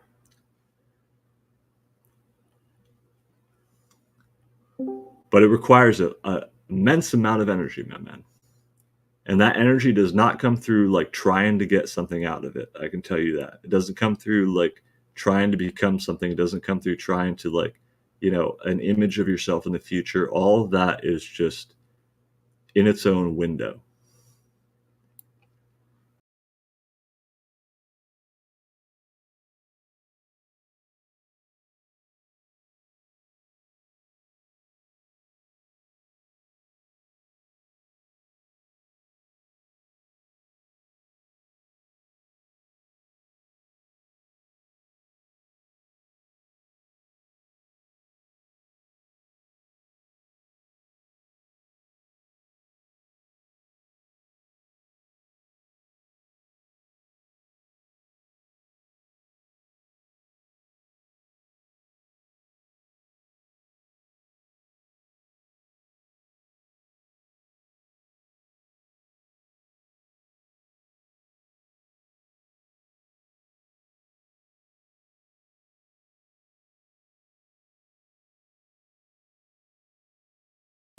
And it's not an easy sell, man. It's definitely not an easy sell.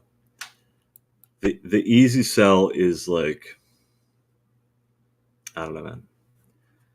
The typical things that you hear.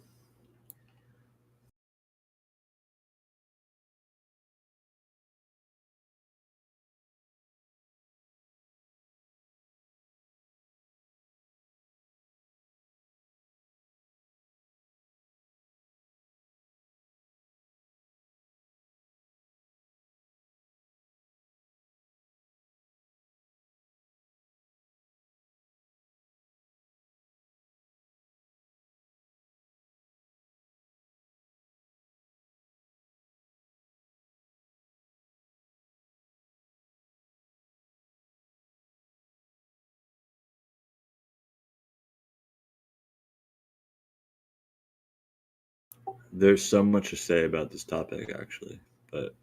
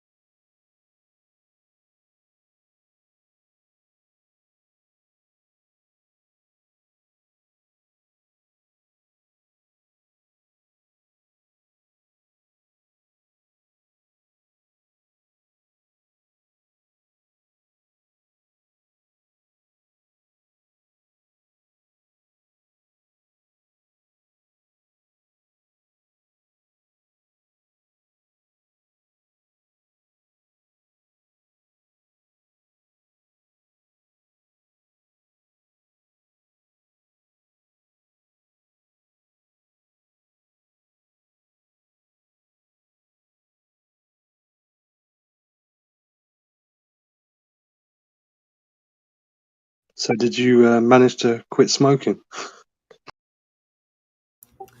yeah, man, actually. I managed to quit and have no actual brain connection to addiction within, like, I don't know, 2 or 3 weeks.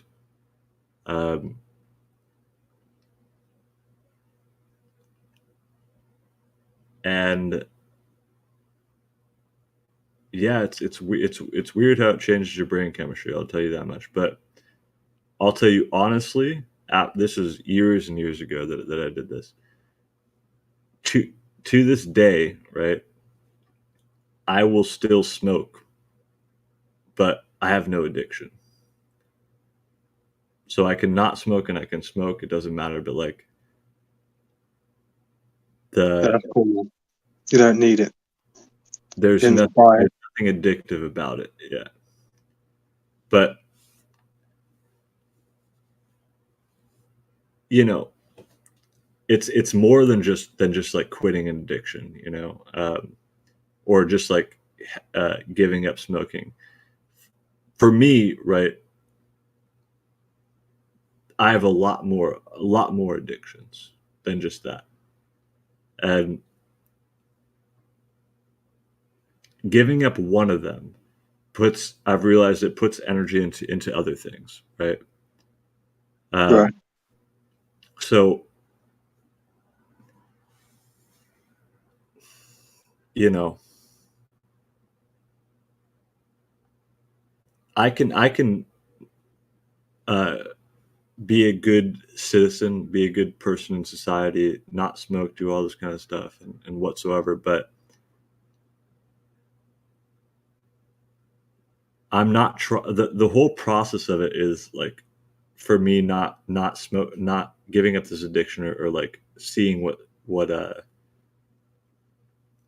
my addiction was or whatever came through not controlling. And it's why I kind of come in talking here and just like talk about whatever the hell is going on, you know, and don't try to have like, at least I think that I don't, but I do come in here and talk about things that I think or find interesting. But I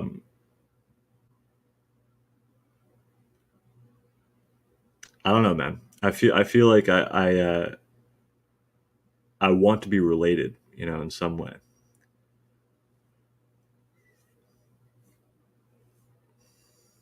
I think it's unavoidable that we're always going to probably find something similar in almost everyone else.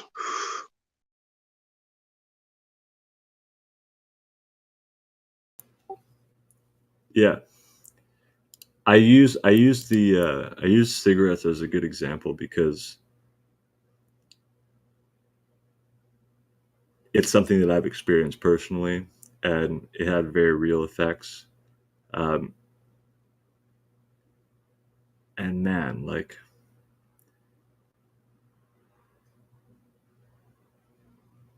well, I'm not going to go into that, but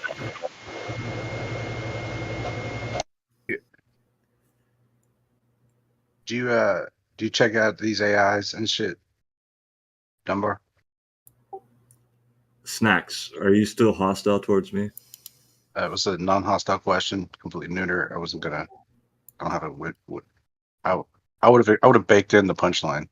All right, man. Well, what I'm was not. your I'm not asking you to grab the bacon, and I'm gonna back in ahead here. Come on. What was the question, my man? Do you check out AI models or anything like that? I don't mean visual, but you know, the Yeah, GPT. man. I don't check them out, but I know of them. See, like, what I find interesting about it is that for all the deconstruction that you do, like these modules of thought are actually like extractable packages of information, a perceptual basis and stuff. Like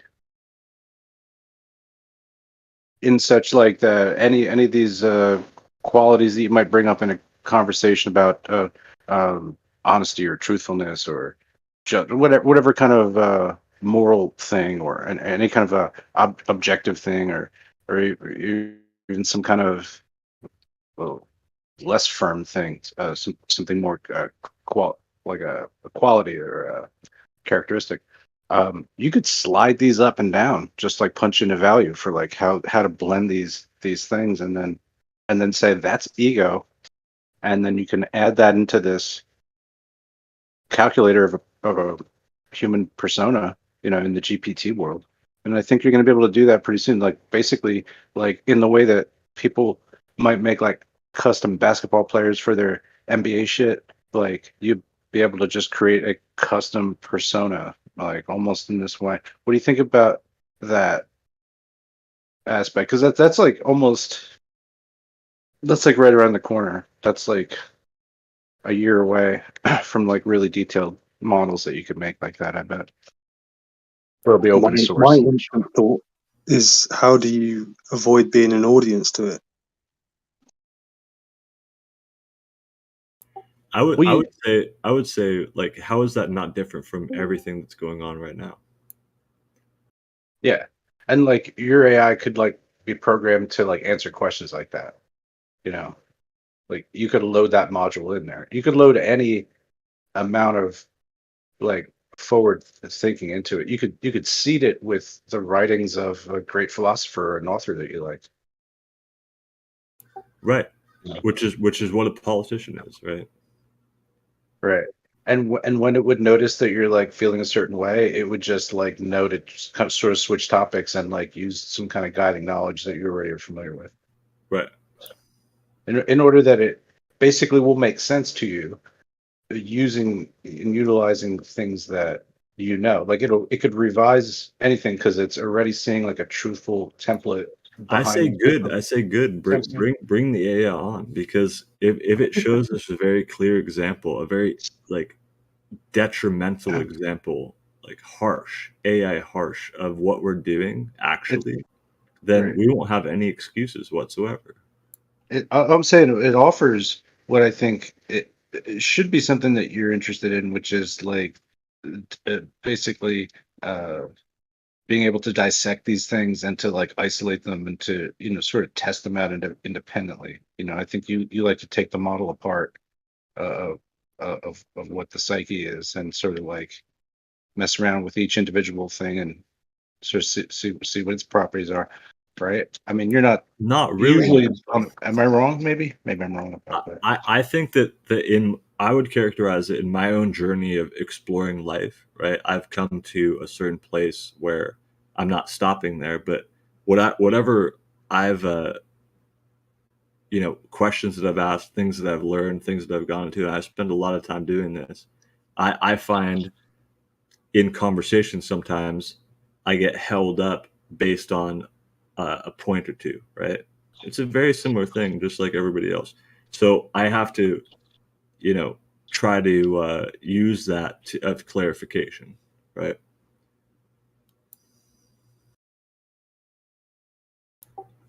Like if I understand something completely differently than somebody else's, the usual way of understanding something, I'm going to try to, converse about that. Sure, of course. Yeah.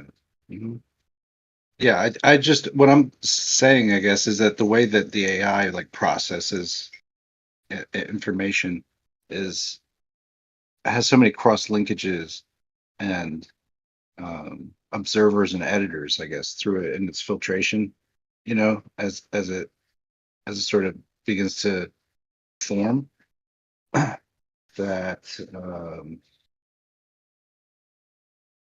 it's inherently it could convince you of either thing through like you could just like if there was a way in which you were trying to understand it, it could like find a multitude of different ways, and you could even train it to be extremely great at just that one thing too. You could build like some sort of It's super different thinker. though. It's different though because like Oh, an AI has a pre-programmed way of understanding something, right? yeah, And it may be better than our own brains that are pre-programmed to do right. that, right? Yeah. But Yeah. hold on. The question is like that I would have is like for not an AI but for a person just in general. It's like on any topic. This is a question that I could ask. I don't ask it all the time, but like you could ask, well, how do you think you came to understand what you did, right? Uh-huh. And that would be a topic, right? That'd be a question that goes into like and that person's understanding of their recollection of events, how they came about, what they what caused them, all the implications involved. Okay, so that is not you know that's their memory, right? That leads to their way of thinking, Right. right? Yeah. hmm Okay. So Right. I'm interested in exploring that and also asking the question, Right. how limited is that memory? Right? It doesn't Uh-huh. matter whose it is. It's like it could be yours, it could be mine, right? But like at the end of the day, I understand my memory and my interpretation of events, my perception, my listening, right? All of it. Yeah. I see its limitations. I don't say like, oh, I know how to listen because of God or whatever, right? And I don't think that the AI knows how to listen either because it's programmed. Well, yeah. So the most interesting question to me personally is like, am I listening or not? Well, it's that the AI can sweep for information, and it can because it can be guided to sweep for certain information, make certain connections to that. Then it, in a way, you can program it to listen for very specific things and draw extrapolations from them. Sure, of But course. like he said, the learning is the same, unlike humans, which is it's all unique. Yeah. Yeah, It's like, see, this is where I get into the idea of, does AI have a heart? Right? We were discussing earlier about the ability to actually key in on what's being said, or does it have the ability to just use its quote brain to scan through, look for keywords, and like start associating sentences and thoughts based off that? I mean, It doesn't bring an emotion to it. heart's a very, very interesting thing to talk about because I think when we apply our heart, like we actually like expend some fucking energy. You know what I mean? You might have to take a glass of water. You know, sometimes you get into your emotions. You know what I mean? Maybe you're like using your heart in an argument here. Sometimes, you know, sometimes that happens. Um, but in fact, like a robot doesn't have a surge where it's like, yeah, I'm all heart now. I'm gonna plow through this shit. Like it doesn't necessarily have that. It could be programmed to kind of surge in these types of ways and have, you know, moments. You know what I mean? I guess, but that would just be sort of emulating us. No, it's not built like that, and it doesn't think like we would think, like because we're making like single impressions on things. You know, we'll connect them later to like other bases of information that we have, but the way that a robot can, you know, process like a fucking encyclopedia's worth of images. And their visual references and all these other things and like where they go together and all that, and just to develop off that. I mean, that's on top of it already training on like more books than any of us have read, you know. You know what I'm saying? So like, yeah, it's basically, I think it like the AI thing, it really like it kind of crushes the authoritarian single point like professorial Yeah, you know what I mean, the pedagogue kind of situation. You know, 100%. like yeah, you're Absolutely. even if you're going to a great university, like still ChatGPT can be a little smarter than your professor sometimes, right? And you've got access to that 24/7. So and, and you know, and you could, like I'm saying, you could also load it full of, you know, historical references, or like load it full of Oliver Heaviside and Ken Wheeler, and you know, just fucking smash it up with all that stuff, and then it will speak like Exactly. you know, through these things. And you know, even though it doesn't have, you know, great calculation software, like somebody will make a module that will interface with that, and they'll really be able to like spit proofs out and give you JPEGs back. It's doing what we think our job is better than us, right? Around every turn, because we don't know anything else other than to you know describe things based on our knowledge, right? Our understanding. This is just going to really just lay waste to a lot of shit that, you know, that's for sure. Like it's going to lay waste to like a bunch of labor, you know, a repetitive labor, a lot of it, you know, and a lot of it ungratifying, whatever, just drudgery. But it really empowers each person to be the point of projection of that stuff, because you can basically be the executive to the AI, which you were just going to happily slave away and do. And the AI can like blink an eye and make you whatever, write you some copy or fucking, you know, make an article, whatever, some shit for your blog. AI's got you. You know what I mean?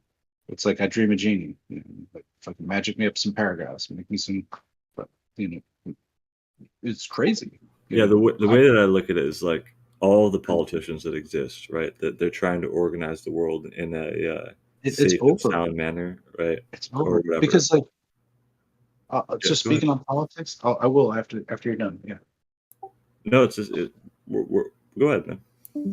but if you're speaking about politics, then it's like, well, I just need to know what I want you to do, and I have to explain it to you like you're a left winger, like you're a right winger, like you're a teenager, like you're an octogenarian, right? So I rephrase it, rephrase it. Done, Well, done, done. Now it's time well, to for go to the beach. Okay, sorry. yeah, no. Well, for me, it's like okay.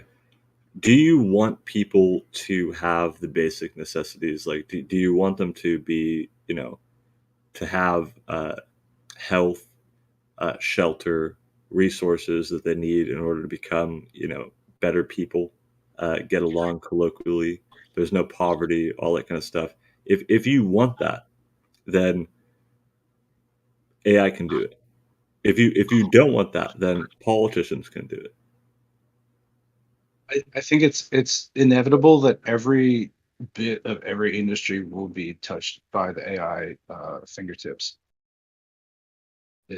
It's this is the Google of our time, which was sort of like the Atari of our time before. And the long biblical technological Bible, which I'm selling, talking on Amazon right now. Hold on. I had ChatGPT write me technological Bible. Talks about the creation. I'm just joking, spitballing here really. ChatGPT might be able to write better like off the cuff than I am, right? But I can guide it, and that's really cool. And it allows. It's like I have a co-writer. How nice is that? You know. But anyway, my point is that we're like being drawn down to this more like insular, less socially something kind of lifestyle, right? More like one on Black Mirror than it is like, you know, like Go Team Go in life and society these days. I think maybe it's trending more towards that since 2000 or something, maybe. But whatever the case is, just the idea of being able to construct like a helper, like that's a, you know, you can. It's basically like being in the Matrix, you know, but being able to develop like your own Jarvis bot, you know. I think that's tremendously appealing. Like for people who are into that kind of thing, and it'll be commodified too. People make apps that do that stuff. Like, oh, this is like Tony the fucking fix it guy. Yeah, I use the Tony app. It's great. You know, Tony fucking fixes everything. Any fuck shit I got fucked up in the house, Tony knows. I just take a picture and Tony fucking understands what's going on there. He's like, it's a problem, man. You know what I mean? And he'll fucking set you up with a bill. Go to Home Depot, get this bullshit and get underway. Here's the instruction breakdown after. Like that. That's the kind of world. Like that should be a standard app in like 5 years. You know, getting it on Yeah, a one but account.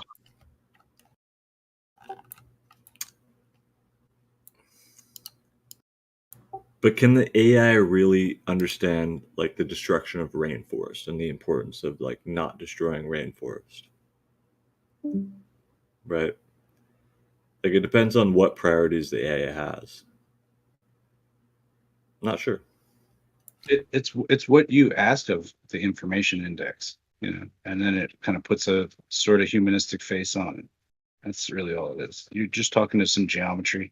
It's a neural network, you know what I mean? Which means that each input is input output, and that they all talk to a nested bunch of them in like a ring game, you know, and that they co-inform each other. You know, this is each little cell isn't like super important, but put them all together, they gang bust. And then they that's how the information tables get like made so that they can consume it, you know. It's to like apply, you know, if you were going to try to like take all Albert Einstein and Ernst Mach and, you know, all your classic Glober scientists, right? You know what I mean? Throw them in a fucking blender and pour into a folder. It'd just be as PDFs, and you know, there's tools now that'll just like chew that up and reply it, you know. And that's pretty freaking cool, you know? And because I mean that's just for freewheeling for this topic or whatever, you know. But just think if you had like a real field you're trying to like apply it to, you know. So you're talking about having a personal one that you can train how you want it to be taught. Yeah, sure. Well, I mean, you could Because I don't co-train think it. that would be possible. You know, it would be connected to some overarching main AI that will, you know, you have to update, get patches on. Yeah, but I'm just saying, like you could load up like just a fitness one, right? Let's say we just make a profile and it just is fitness, and you're like, I'm 50 and I want to feel 30. You know what I mean? And it's just like computer magic me up some shit, and like, okay, break it down hour to hour, and it'll get you all, it'll bang you out all that stuff, and you know, maybe that means you go get some supplements, and maybe, but it'll try for you. You know what I mean? Based Actual on practical uses for it, yeah, fair enough. And then of course, like you could like load up you could go one step, let's go a step deeper into it. If you have your genetic profile shit from like these 23andMe's or whatever, they'll give you all your whatever suggestible genes that might like cause you to die. So like that you could cater to that. Just throw that right in the file folder. Yeah, I mean it'll try to incorporate that into its board like unique distinctiveness. But just being able to brew these things up and you could make it maybe not right now, it's not that easy, but pretty soon you just like plug it into some kind of speech synthesizer. You could base it off fucking Jarvis from fucking Iron Man if you wanted to, or Crypto, which I think is a good facsimile thereof. No offense to. But anyway, you know what I mean? Like or maybe you want to hear everything told to you like a Texan. Whatever the case may be, you could have it that all synced out, and you've got this virtual, fucking dietitian that What is you your, what is created the the point? profile for. What was my point? Just that it's in synthesizing people, like Okay, yeah. and So then almost like because that can be the basis for a program or an app that like Tony the Auto Mechanic or um, you know a British guy dietitian. What it's like being able to talk to C3PO or something like, or fucking talk like C3PO. Just only use things that he says, but like tell me how to fucking set the clock on my DVD player, right? That's Are you, let's just say, right? That are you trying to touch all of on, these kinds of things are possible to do in the future and now. are you trying to touch on the darker aspect of it though? That I think he is it was because sort of made he's convincing me that AI is not good. like it will create sort of a sterile world where there's much less human interaction in that sense, and Yeah. And you'll be able to create more ideal versions of other things that'll help you prosper in what you're trying to do. Anything that is. Yeah. Right. Like for instance, if you were trying to like blaze a new way in your diet and you're like, I'm about fitness now and I bought a jogging suit and whatever, like that shit, you know what I mean? Maybe you could be around people that are like, hey, you look like shit, you know what I mean? Like, "Yeah, you joined a new thing again, ha ha ha." They have these real like fucking people that try to pull you down. AI is not trying to do that unless you program it to do that, which would be really kind of Right. really Okay. but Well, anyway, let's I say you think the don't do point that. is that AI is will take over the place of what you call your mind, and it's going to do it for you. And it's going to show you how ridiculous your mind is because it's going to do it better than you and more abrasively even. So it begs the question of like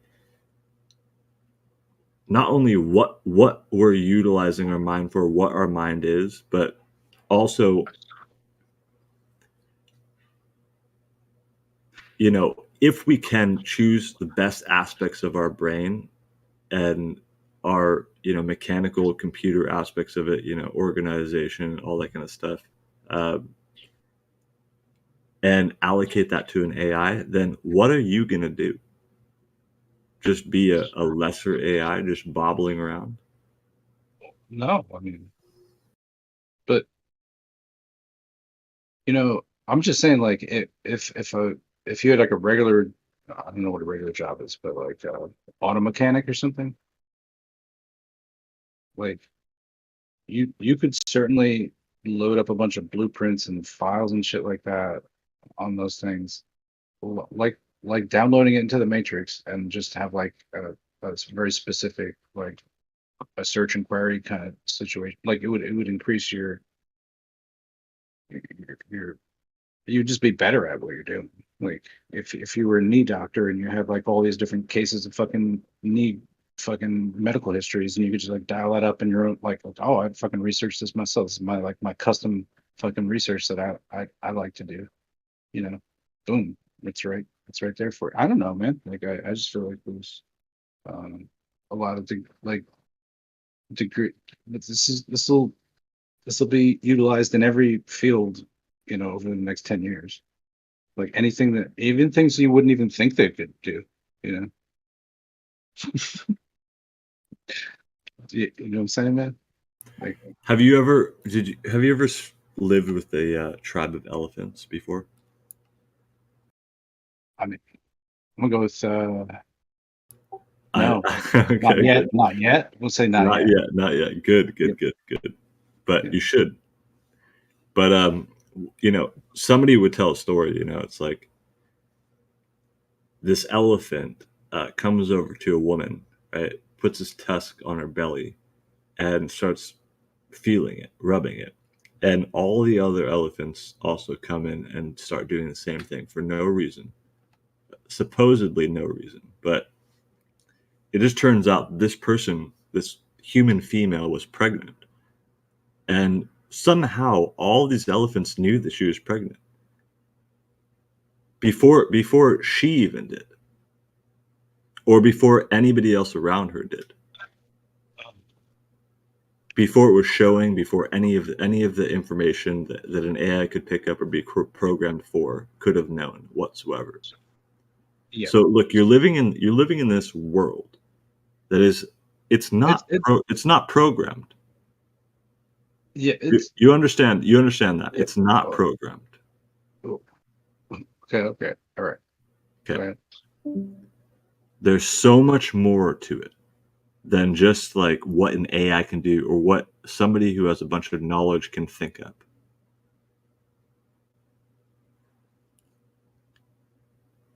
And there are a million more examples. I'm not going to give them here, but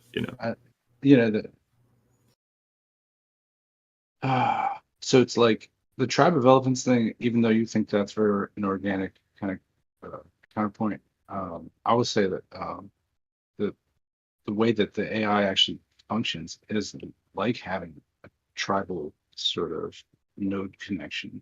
The way that it all goes together, and the fact that these things can also work in rings that are subordinate to each other, like where you've got AIs driving other AIs that are you're asking other not questions. addressing anything that I said.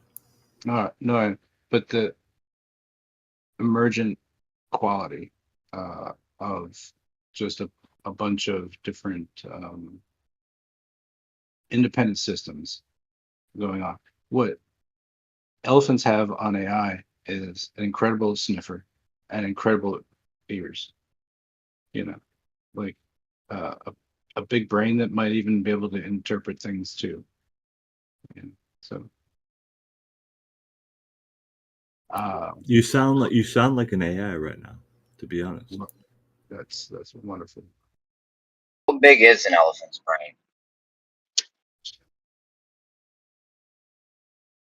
It doesn't matter how big their brain is, man. Small? That's irrelevant. Oh, I know. I'm just kidding. It's a good question though. All right, whatever. I gotta go to sleep. If we had a Google guy, we could pull that up on a big show. I would. I'm just a little stressed right now. All right. Well, shit. Anyways,